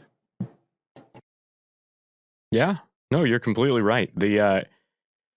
I think more than anything, though, I'm just excited to see how Ken Holland's going to spend all this money, because, I mean, can you imagine this team with, I don't know, Dougie Hamilton? I mean, suddenly this is a very different team. And as it is, Dougie Hamilton's been called out from Hurricanes fans saying, man, without Slavin, he's useless defensively. So is he just a better version of Tyson Barrie or Darnell Nurse? And does that solve your issue? It's like you look at Toronto and their defense. Are you set with Morgan Riley being an offensive defenseman? No, it's like you need the Muzzins and the Brodies in there to make that team work. And that's why Carolina's good, because you have the Pesci's, the Slavins of the world to help try and allow Dougie Hamilton to be what he is. Yeah, that's fair. I mean, I don't know. I don't know what you do. I just know they're going to sign some guys, and I trust Ken Holland not to screw it up. I mean, Ken Holland hasn't at any point made me lose his faith in him with this Oilers team. He just very much inherited a awful puzzle. For his reputation, though, he's in a rough. This is the make or break time this offseason. Yeah. Oh, yeah. If he screws up this offseason, he's cooked. Dust off the golf clubs. You're done, Ken Holland. You had the questions about him at the end of his Detroit tenure with like Abdelkader and Glendening and certain contracts like that, where you're just like, what the hell is happening? At the end of the day, if you're the Oilers, you can't afford to wait for the longest amount of time for this ship to get back on course. You have to figure it out pretty quickly. So we'll see if they end up doing that. Aside from the Oilers, fun fact, there was another team, Deej, involved in the series, and they're named the Winnipeg Jets, which we do have to talk about them a little bit here. Unfortunately for the Jets, I don't think there are as many interesting narratives to talk about, because the only thing that comes to mind is just like, my God, aside from the fact that Blake Wheeler got crushed in the balls, he was saying, well, I've got 3 beautiful kids we're not having anymore, so what the hell? So shout out to Blake Wheeler for taking a slap shot to the balls in stride. For the Jets, though, they're playing with house money. I mean, this is a team that went from a conference final and thinking, hey, maybe, to obviously you lose Bufflin, you lose Trouba and Myers, which to lose those two, I mean, Myers certainly you dodged the bullet. Trouba had a better season this year in New York, was a bit rough prior to that. And it's like, well, hey, we might make the playoffs. Like, at the end of the day, the Jets were viewed as one of those teams. It's like, well, Calgary or Vancouver will probably jump them. You were close to finishing in second for the majority of the year. You end up playing Edmonton. Everybody, for the most part, 99% of people are discounting your chances, because especially, too, the Oilers ran your show in the regular season. And then you swept them. Swept them. I mean, again, right now, it's just house money for the Jets. Whether it's Toronto or whether it's Montreal, yeah, you're underdogs again. And you can embrace that role, embrace that narrative. But how far they go, who are we to doubt them at this point? Because I think heading into the playoffs, there probably was that argument of, well, Connor Hellebuck might be able to drag them. And maybe, again, that's still the narrative of, well, Connor Hellebuck might drag them. But even then, I mean, you had big performances from Connor, from Scheifele, from Wheeler, from Ehlers when he was healthy. PLD had 2 points in 3 games. They got some depth scoring. The defense, it's not, you don't have the sexiest names on paper. No one's like, oh yeah, Derek Forbort and Tucker Pullman, part of a Stanley Cup winning defense. But when you have Connor Hellebuck behind you, who posted a .950 save percentage in 4 games, who knows? Is it improbable that the Jets make it out of the North Division? Yes. Is it impossible? Obviously not. And I think for Jets fans right now, I mean, shit, even if you get bounced in the next round, it's going to be a fun summer being like, oh, we knocked out the Oilers. So, like I said, there's not too much to say aside from like, goddamn, just I'm sure you are and continue to enjoy it, because I think this is more than you ever really could have asked for already from this season and from this postseason. Yeah. I mean, obviously I picked the Oilers to win this series, but, looking back and given not Drew Doughty's comments made, who would figure that the team of all the teams in this division, the team that looks the best, the one that actually plays defense, and then you look to, we'll get into Toronto, Montreal, but you look at them struggle against each other. Winnipeg looking solid. So that said, unless you have anything else to add, Deej, we'll move on as well. Looks like we're going to hit the 2-hour mark on this show, which, hey, is what it is. Yeah. I got something to add, but I'll add it later in the show. Already regretting taking as many viewer questions as we did. I had a feeling it would be a mistake, but here we are. Let's talk Colorado and St. Louis here, because it is obviously another series that has been completed. We look back. Obviously, our last show, we did nothing but talk about we're waiting for Nazim Cadre to get suspended, and they waited until Game 3 was ongoing. Nazim Kadri suspended for 8 games. He is currently appealing it. Is the time befitting of the crime? Is the crime befitting of the time? Yes. Nazim Kadri deserves 8 games. I don't feel like whataboutism is the way to go here. What about Tom Wilson? What about this? What about that? It's just not. You remove that situation. You remove the people from the conversation that are honestly crying racism, is what I saw a lot of. Well, Nazim Kadri and Tom Wilson, what's the difference? I don't think there's any credence to that or any legitimacy to that. Nazim Kadri, we said it on the last show. Oh, I'm not going to do it again a third time. And then he did it a third time. It's just, I don't know. What can you do with this guy, right? I think the 8 games is more than justified, personally. Yeah. I mean, 8 games in the playoffs to me is very comparable to 20 games in the regular season, which is what I think somebody with his history and this hit would get. So, I mean, I think, obviously when he's not out there hurting people, he's an integral part of this team. So it's not like Colorado is all smooth sailing without him. You know what I mean? It's not like somebody is immediately going to step up and take his spot. It's not like he's a replacement level player. Nazim Kadri is still very much a good hockey player. Mm-hmm. So it sucks. It definitely sucks. And I think it's going to, if the Avs are not able to go far enough in the playoffs where he comes back, gosh, every single person making a UFA bid on him is going to be continually reminded that he will not be able to play the first couple of games. And he won't be able, it will be a footnote if the Avs go deep. If the Avs do not, I think it will hang over his head into next season and he'll get a nice reduction in pay. That's how I'm kind of looking at it. I think it's going to happen sucks, anyway. But I think it was fair. Yeah, I think that's going to happen anyway in terms of, the hit it takes on his market value. That said, they did play that third game. Colorado won it 5-1. St. Louis outshot them 32-26. But Colorado wins 5-1, including goals from Ryan Graves, Alex Newhook, his first NHL goal, Tyson Jost. Bozak scored the lone goal in the second. And then the third, it was Saad and JT Compher who made it 5-1. We already alluded towards it. Craig Berube complained about officiating, which guess what, Craig? No one has any sympathy for you. And then that brings us to game number 4, and that motorcycle in the background. That brings us to game number 4. That guy's clearly not a happy man. Where the Avs win 5-2, 34 shots to 20 in Colorado's favor, and pretty much it was Tarasenko scored the opening goal in the second period, and then it's Saad, it's Landeskog, it's Rantanen, Tarasenko again, and then Rantanen and Nichushkin. The bottom line is, and we'll kind of do, I guess, the post-mortem here for the St. Louis Blues, because why not?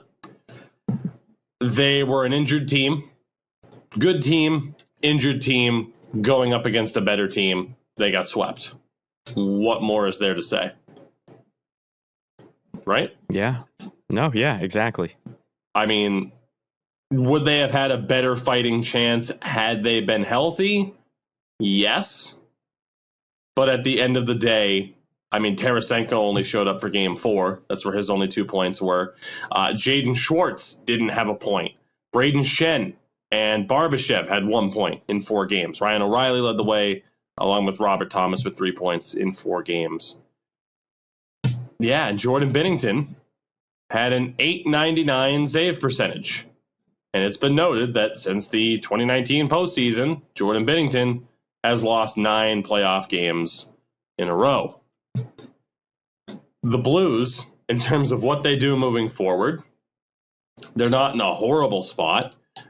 You do have questions about Jordan Binnington and what it's going to be moving forward.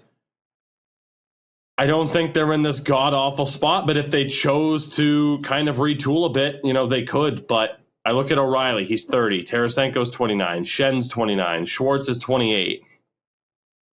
I think it's not a matter of blowing it up. It's a matter of probably retooling. The Mike Hoffman pickup didn't really work. He had 1 point in those 4 games. Retool a little bit. Hope the team stays healthy, and good things could happen. But, I mean, I look at their cap-friendly injury list, and obviously Falk is on there after the Cadre incident, but no Robert Bortuzzo, no Vince Dunn. Good team that maybe could have made it out of the first round if they were healthy, but they were far too banged up, and they're playing a fantastic Colorado team. Yeah, I mean, team that limped into the playoffs gets swept by President's Trophy winner. Here's Tom with the weather. Right. And, I mean, you talk about it, too. Like, obviously, for Blues fans, there's a bit of salt in the wounds right now because it's coming from the Avs themselves. Guys like Philip Grubauer and JT Compher essentially trolling the Blues on Instagram, particularly Jordan Binnington. That's not going to help, although I will say Jordan Binnington brings it on to himself. It's just he has that type of personality and the antics where, yeah, guess what? When he wins, it's awesome. When he loses, guess what? Players are going to take shots at him and give it right back. Essentially saying, scoreboard. I mean, that's just how it works. So, I mean, like I said, for the Blues, I could easily see them being a playoff team next year. For Colorado, you move on. And, I mean, Deej, the top line for the Avs. Landeskog, 8 points in 4 games. Nathan McKinnon, 9 points, 6 goals. And Rantanen with 7 points as well. What's the old saying? They are who we thought they were? No, I mean, I fail. You hit the nail on the head. Like, there's no way I can make that point any better. And, the thing that's interesting to me, though, right, when I look at this roster,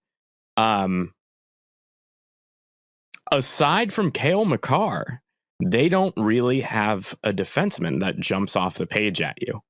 Like, obviously, Samuel Girard's very good. Like, Devin Tays is very good. Well, that's the thing, though, right? Like, in terms of name value, you're right. But then you look at, like, the numbers behind guys like Devon Taves and Samuel Girard. They are not what they are without picking up Taves, just fleecing the Islanders. I mean, I think it was 2 second-round picks. But in terms of, like, the analytical perspective, Taves is unreal. And I think every Avs fan will tell you that. I think every Islanders fan will say, God, I wish we didn't lose him. Like that one hurts a lot. Like, honestly, I think it's close to losing John Tavares in terms of the impact it has had on their team and how much better Colorado's gotten. Like, he is a fantastic defenseman, but he doesn't have the name value, right? Like, unless you're an Islanders fan or an Avs fan, you read the name, Taves, and you're just going to be like, oh, who, Jonathan Taves? Like, you're not going to view his brother. Like, you're not going to view him as this crazy guy. But yeah, I mean, like I said, from an analytical perspective, like, he is top notch. Like, we're talking in terms of like the reputation that like Jared Spurgeon has or something like that. Like, he is top notch. I mean, even like directly compared to someone like Cale Makar, like he's there, if not slightly above. Well, like, it's crazy. Well, I don't know if you saw, like, Jay Fresh put out a thing about an hour ago where actually Devin Taves is actually the 6th best defenseman in the NHL purely on defensive metrics in terms of wins against replacement. Like, he's very much in that same conversation with guys like Mackenzie Weegar, who are just completely under or Asa Lindell is another great, or Adam Fox. He's very much in that conversation, and he's just sneakily that good. And this is actually, like, I didn't even really look for Devin Taves in this infographic. I just had it up in the background because, it's Jay Fresh. Guy's smarter than all of us combined. And I was curious to see what he thought. So, I mean, yeah, this team is, I think you said it. I think you absolutely said it. They robbed the Islanders, and I don't think that is going to come up for another year or two until people realize how good Devin Taves is. And I think maybe this cup run is where we get there. So I think that's nuts, because when I looked at this roster, I was like, oh, I don't really know any of these people. But now that I look into it, the only thing on this roster I see is a goaltending problem next year in the offseason, but we'll address the offseason with them later when it's necessary. I think this team is on a collision course with the cup final. You cannot tell me, I love the Canadian teams, but you cannot tell me that the team that comes out of the Canadian division is not the underdog. I'm not going to say Colorado is going to destroy them, but I will say there is no way that team is not the underdog to this Colorado Avalanche team. Yeah, I mean, they are that highly touted for a reason, right? I mean, they are just a disgustingly good team. And you mentioned, from a stat standpoint, Grubauer, I mean, a 936 is very solid in the first round. Maybe some concerning further in-depth numbers there. Oh, I just meant that both of their goalies are UFAs at the end of this year. Fair. When I said goaltending issues, I mean, Grubauer has been fine as far as I'm concerned. And I think Dubnyk is still a very good goaltender, even though he's older now. Yeah. I'm going to disagree on that one. He's got his days. Regardless, I mean, yeah, this team, the term wagon comes to mind. They knock out the Blues. No surprise there. We'll move on here because we still have 4 of the series to talk about. Probably a little bit less to talk about, though, in the grand scheme of things.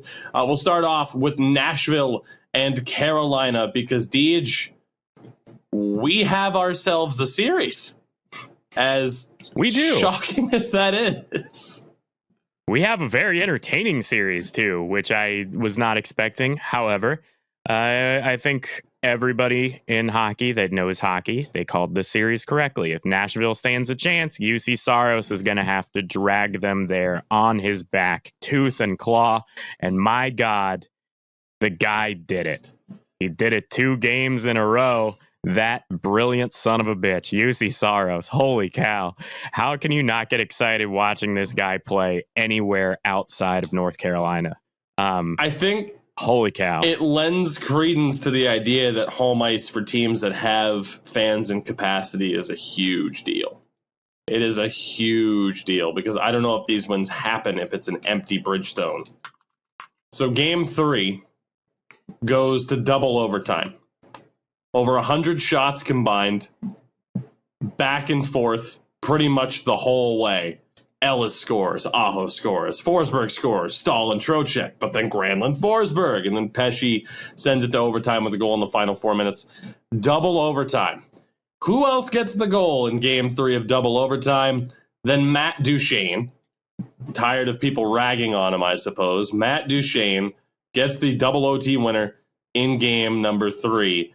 Again, UC Saros and Nedeljkovic going head-to-head. Saros gets the better of that one. That's another thing, though. Like, Saros and Nedeljkovic going head-to-head. Fucking good for both of them is the only thing I can think of. Like, it's just awesome. 2 years ago, you would have confused the shit out of people. Right? You know what I mean? It's like, it's not Mrazek and Rene? What? And then game number 4. 61 shots for Carolina, 43 for Nashville. And again, back and forth. Luke Cunnin scores 57 seconds in. Vinny Trocheck ties it. Johansson scores. McGinn ties it. McGinn scores again 13 seconds into the third period. You're like, oh, God.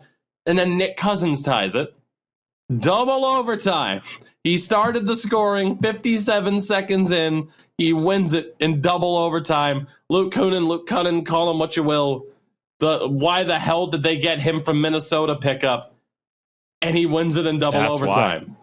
That's why right there. What the hell? UC Saros makes 110 saves in those past 2 games, becomes the second goaltender since 55-56 to record 50-plus saves in consecutive games, which is absurd. The other one to do it was Curtis Joseph back in 1993. This is unreal. I mean, again, you talk about these series. Edmonton's got Winnipeg. Carolina's got Nashville. Maybe not. Maybe not, because UC Saros, after a slow start to the first 2 games, is absolutely on fire. Yeah, I mean, I think UC Saros is playing his way straight into the Hall at Tampere. This is crazy. When was the last time this? Okay, so to me, you have an undersized goaltender single-handedly dragging his team through the playoffs. The last time this happened, 1995, 1996, John Van Beesbrook, Florida Panthers. This to me is very similar to that, where he is just absolutely playing hockey on a level where, and so what's crazy is the eye test, right? We watch this, we see UC Saros play, we go, holy shit, the guy made 60 whatever saves. Mm-hmm. What's nuts, Tougie, is if you remember from our warm-ups, he is the second most average goaltender in terms of expected saves. So what is this team doing that not only are they playing in front of UC Saros, but this Nashville team that is seemingly being dragged by UC Saros has completely, not completely eliminated, but absolutely minimized the high danger chances. Like, there's something going on here that I don't think you or I can quantify with just because of that stat of expected goals against UC Saros. It's nuts, right? Yeah. I'm going to sit here and tell you UC Saros is playing out of his mind, and advanced stats aren't everything. And this series is proof of that. Yeah, I mean, that's the thing, right? Like, at the end of the day, you can have the analytical darlings on the ice, but it doesn't mean that that's how it's going to play out. And that just goes for all sports, right? Like, the best players don't always win. That's how it works. It doesn't mean that they're not the best players. Connor McDavid. It just might mean that they're not the best team overall, or on that day they didn't win. So, obviously you can't discredit analytics to that way. I'm not saying that's what you were doing, but no, I'm just saying that this is sports. Either there's something unquantifiable here that we haven't seen in analytics yet, because I mean Nashville's defense is amazing on paper, but you can't tell me that they were cutting down on high danger chances when your goalie has to make 60 saves. Your goalie makes 60 saves, you can sneeze and score. It doesn't need to be a high danger chance, right. So UC Saros, just because of the sheer quantity of saves, is playing out of his mind. Like, you have a certain percentage chance. We'll say, I believe it equates to the NHL average, is it's a little lower than 9%. Any single shot on goal has a 9% chance of scoring on average. And he's making these saves time and time again. And I mean, it's nuts. Yeah. Like, there's no other way to put it. I mean, for Nashville too, it's like you're getting scoring from guys who need to score. Forsberg, Johansson, Duchene, Granlund, even Eric Halla. And then obviously you're getting those contributions from the Luke Cunnins of the world. And defensively, like Ellis, Ekholm, they're putting up points. It's crazy. And I mean, like, they're doing it without Victor Arvidsson, who's played in 2 playoff games out of the 4. Who, in my opinion, is the best player on this Nashville team, or the best forward, Forsberg. But, Arvidsson's their number 2 guy behind Forsberg. He's very much a key forward for this team, and they're doing it without him. It's nuts. Yeah. So, it makes no sense. I don't have too much else to add for Nashville in terms of just what the hell. Like, it's incredible to watch from an outside perspective, where I'm just like, I just want to be entertained. And my God, have I been entertained. So, and the thing is, right, too, for Carolina, like, you look at it and it's like, okay, it's not like Nedeljkovic sucks. He has a 928 through 4 games. Like, he's been exactly what you would want him to be. And I mean, you have players that are scoring. I mean, maybe it's a bit surprising that Nino Niederreiter is the lowest scoring forward of the group. But every forward that they've played alongside Jesper Fast, they each have 1 point in the 4 games. But every single forward they've played has at least a point. So it's just, again, it's one of those things where it's just the math of it maybe just doesn't add up perfectly. But that's what makes the playoffs awesome. Unless you're an NHL 21 and your great team loses in the first round all the time. This is a game of inches. Nedeljkovic has a 928. UC Saros has a 929.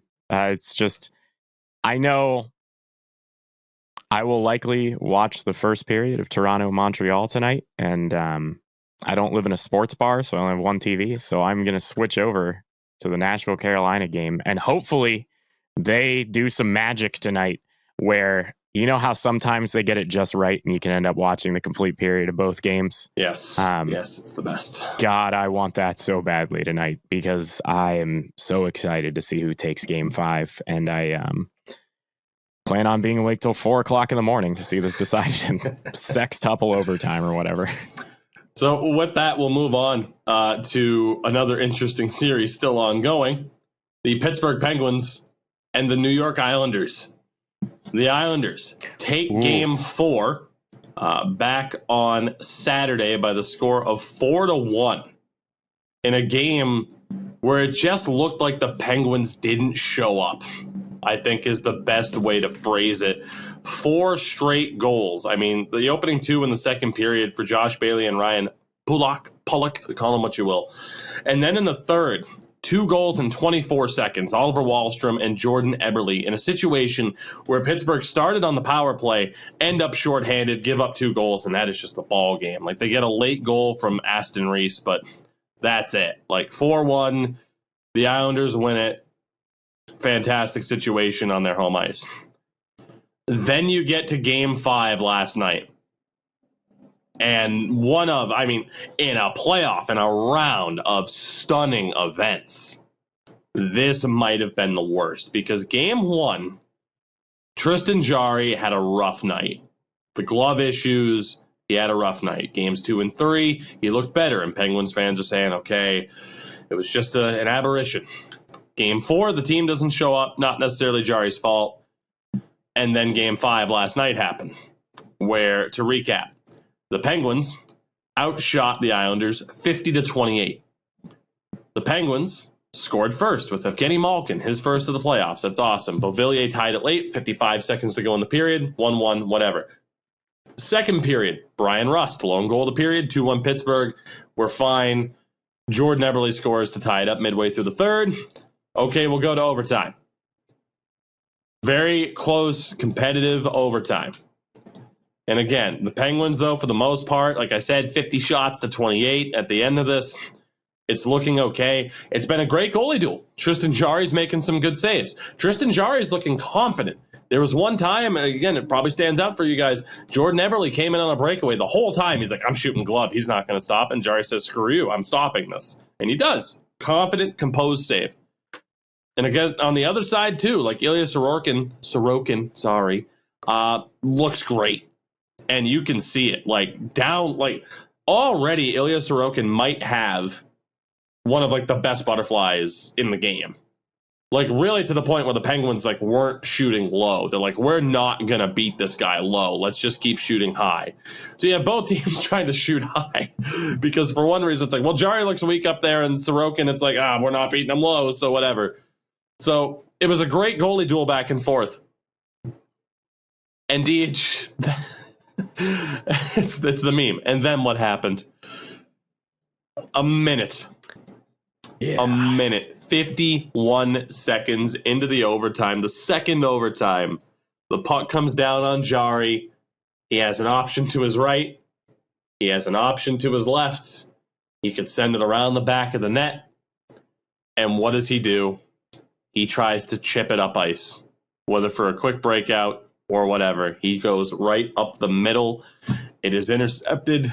So my voice gives out because the pain I'm feeling in my chest for Tristan Jari. Josh Bailey gets it, doesn't get a shot off initially, beats Jari on a second attempt where Jari was almost like not quite flat on the ice, but like his glove started like behind his left shin. To again talk about what is going on with the glove placement. We'll get into that. Wow. The Islanders up 3-2 in this series now, heading in to Game 6. Back in what could be the last game in Nassau before they move to their new Belmont Arena. Unbelievable. Like, that is just one of those. That's like the Steve Smith own goal for the Oilers back in the day. Like, that is a gaffe that is going to live in infamy for a very still, that's why, I mean, granted, maybe the stage wasn't as big, but that's like Wah Statue of Liberty-esque. Like, that is going to be one of the all-time, oh my God, that happened moments.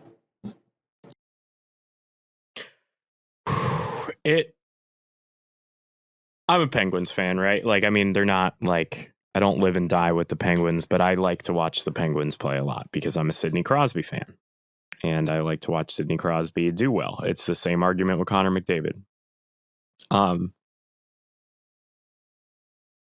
God, did that suck to watch. Now, I don't want to sit here and beat the crap out of Tristan Jari. I mean, everyone makes mistakes. That looked like when you're just not thinking, playing NHL versus, you pass out the puck just immediately right on Josh Bailey's stick. Like, it was a perfect pass.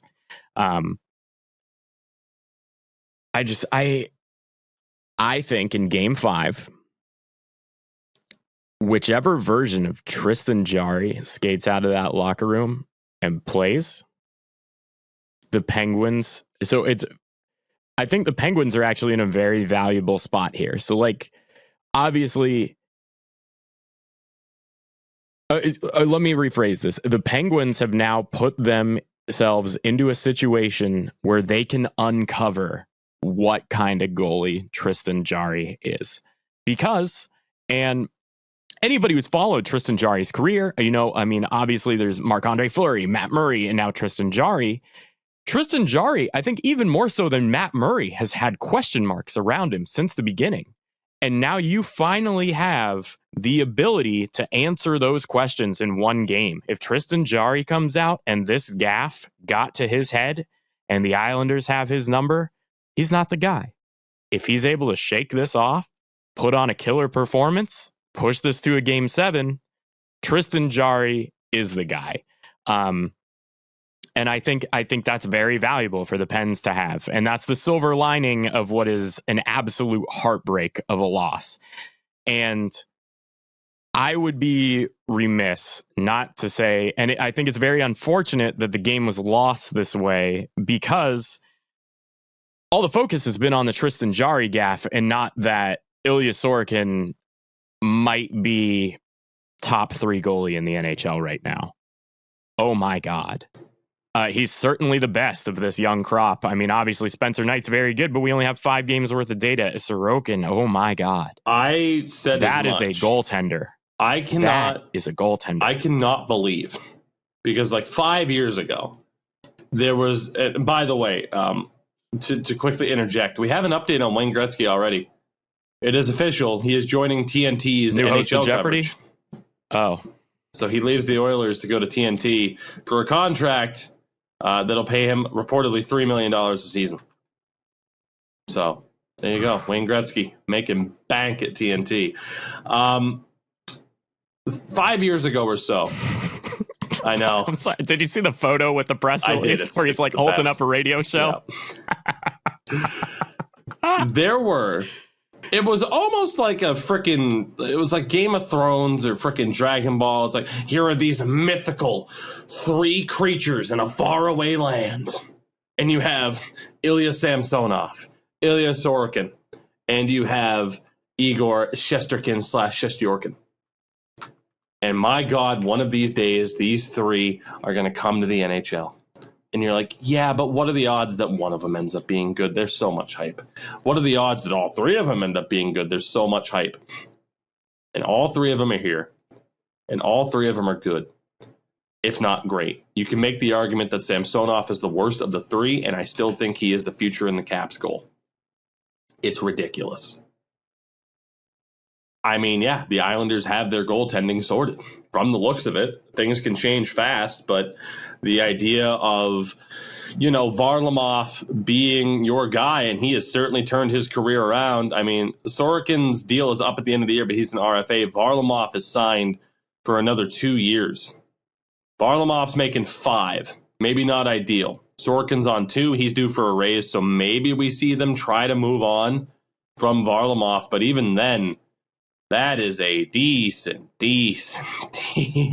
tandem, to say the least, for the New York Islanders. And again, that was such an impressive performance from him.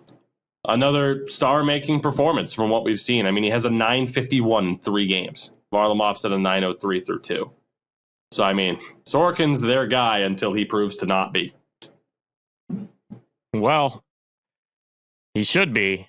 And we'll address this later, I'm sure, but he does need to get paid this offseason. And they are $7 million over the cap. So that's going to suck. Yeah. Well, I mean, like, you'll have, like, say Jack's deal will be up, stuff like that. Like, there are moves as well where I think, talking about teams that are going to have interesting off seasons, I definitely think the New York Islanders are up there as well for changes that could be made. Yeah. Anything else to add about the Islanders before I quickly touch up on another topic of discussion for the Penguins? No. Yeah, I think that's I think I don't have anything else to say about the Islanders. We've talked about this before with the Penguins. And obviously, it's leading to the conversation. We've mentioned it on this show. I've mentioned it on Twitter, on videos, on streams. The idea of Marc-Andre Fleury, what if they kept him? Again, you have to remember, at the time, Fleury was viewed as cooked. Matt Murray was viewed as the guy. He just won 2 cups. They made, much like Zdeno Chara betting on himself this season, at the time, the Penguins made the right choice to get rid of Marc-Andre Fleury. And at the time, they seemingly made the right choice getting rid of Matt Murray for Tristan Jarry. I hate to throw this man under the bus. It's nothing personal. But Mike Buckley, Penguins goaltending coach, needs to likely lose his job because this is now 2 goalies in a row that have the same issue in Pittsburgh of this glove hand. And I don't understand it. That's more of the issue to me than they should have kept Marc-Andre Fleury, is what is happening. And again, I'll bring it up all the time.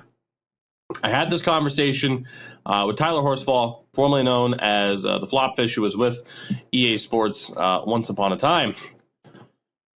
He's the conversation. A man that really knows goalies. Yeah, like he had the conversation with me of, because the topic came up about Eddie Lack in Carolina. And he's like, oh, Eddie Lack was ruined by their goalie coach.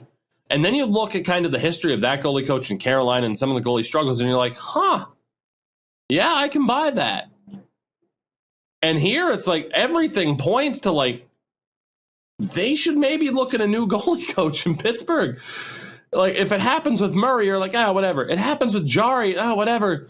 And of course, it also coincides with like Fleury's decline as well. And now you see what Fleury's done since. I'm not saying it's all on him, but once is an aberration, twice, if not 3 times. What the hell's going on? So I'm intrigued to see what happens there. I'm not completely counting the Penguins out of the series yet, obviously. I think that would be foolish. But the Islanders have a chance to win the series in 6, and they very well could. Obviously, the Islanders have their own question marks this offseason, but Pittsburgh as well. You already have your own questions about this offseason. What happens if you lose here? You have the goaltending questions. I don't think they'd be any closer to saying, all right, blow it up. Like, I still think, obviously, you keep that team in as competitive of a state as you can until Crosby and Malkin are cooked. But at the end of the day, it's a really interesting and potentially scary time for Penguins fans. Yeah, I agree. So I don't know. I'm looking forward to Game 6, big time.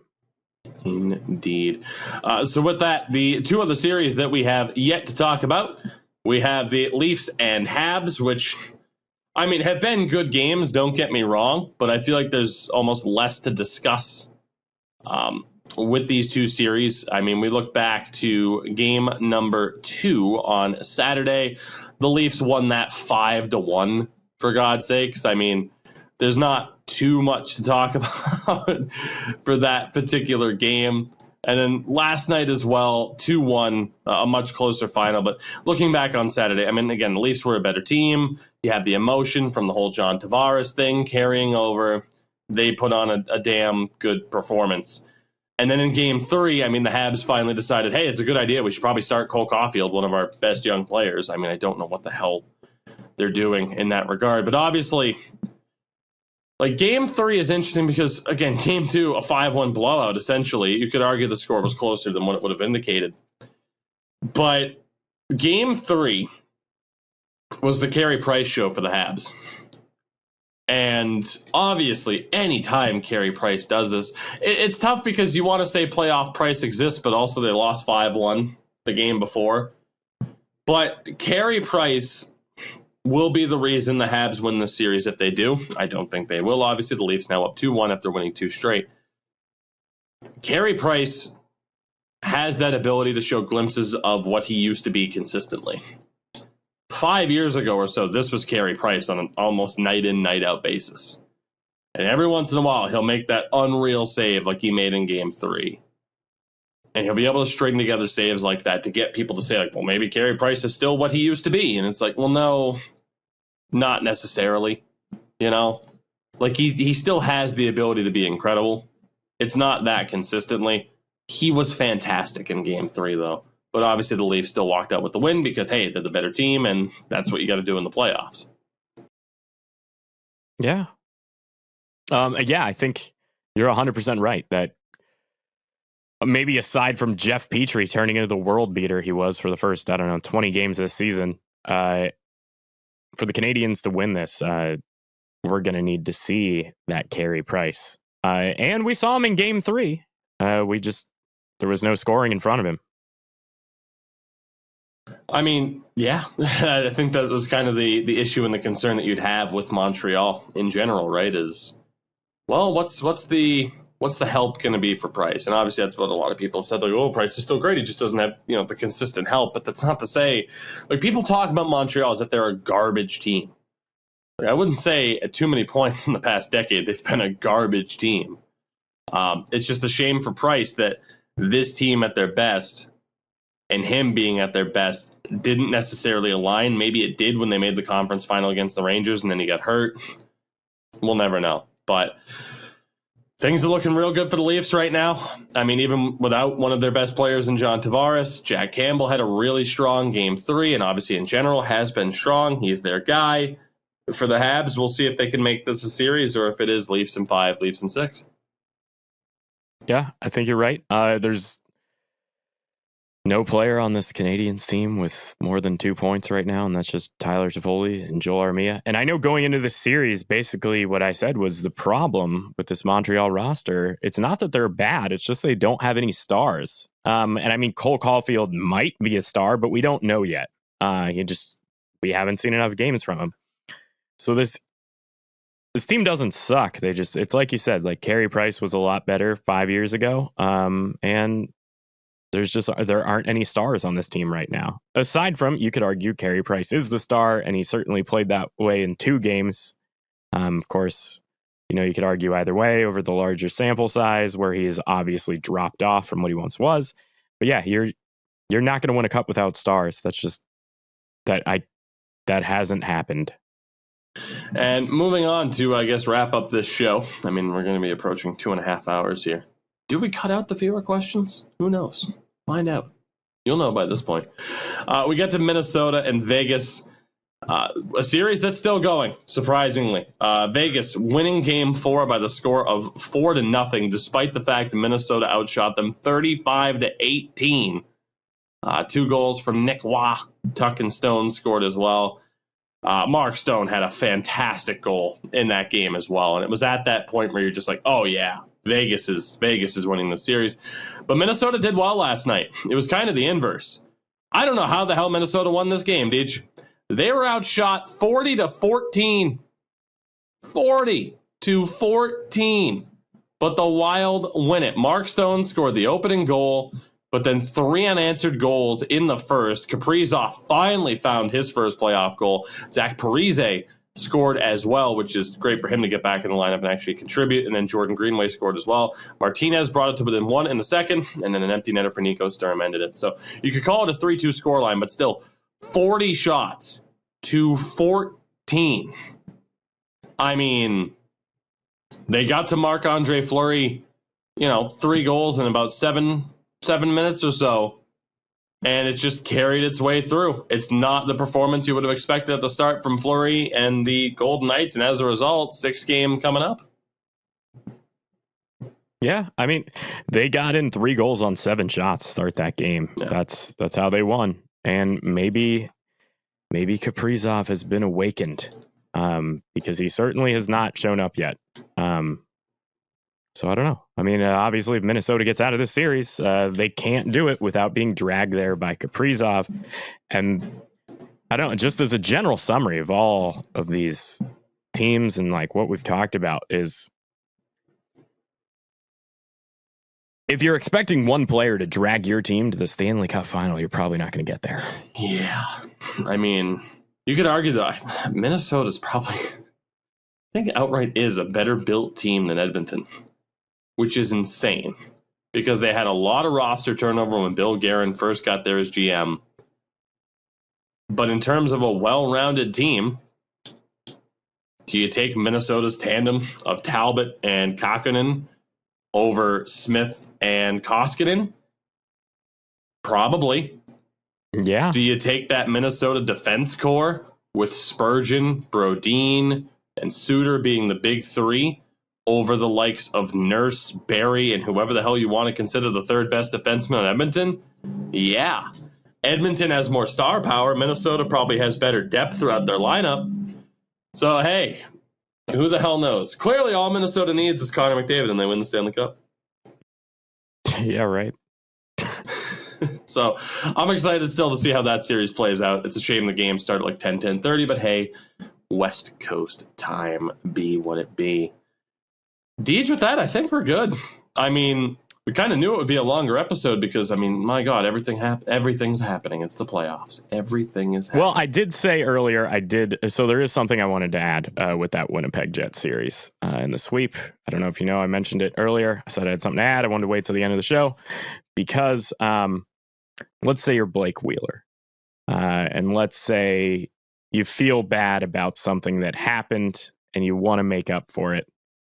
So what I would do is if I'm Blake Wheeler, I use code Tougie for 20% off. That's TOUGIE. That way your balls thank you.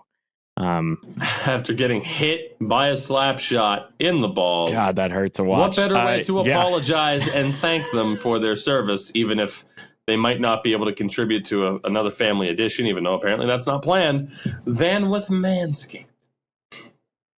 Yeah, Manscaped, your balls will thank you. Code Tougie, 20% off. Thanks for tuning in. This has been the March 25th episode. March 25th. We don't really have a title, 25th. so we'll just call it. Deej is losing it. He's losing it. Oh, man. March, May. They both start with an MA. The Florida Sun's getting to him. March or so, Malkin. They're the same goaltender. Yeah, I don't know. I guess, I don't know. We don't have an episode title. I'll just call it Lost Gretzky twice or something. I don't know. I'll think of something. No, we got to think of this on the way out. Yeah, we got to think of this on the way out. Jonathan Macheso. Jonathan Macheso. There it is. Yeah, I don't know. I really hate to see Nashville like get lit up tonight or something. Like maybe like the secret is just like UC Saros. Like he sees that catfish on the ice and it just gets him going. Yeah. Does Toronto take a 3-1 There's not a lead lot to tonight? talk about. Yeah. I don't know if they do. They drink milk out of a bag. Anyway, Tougies Take is a DJ Audio podcast. DJ Audio, you're listening to it. I'll see you on Friday. Macheso's bagged milk.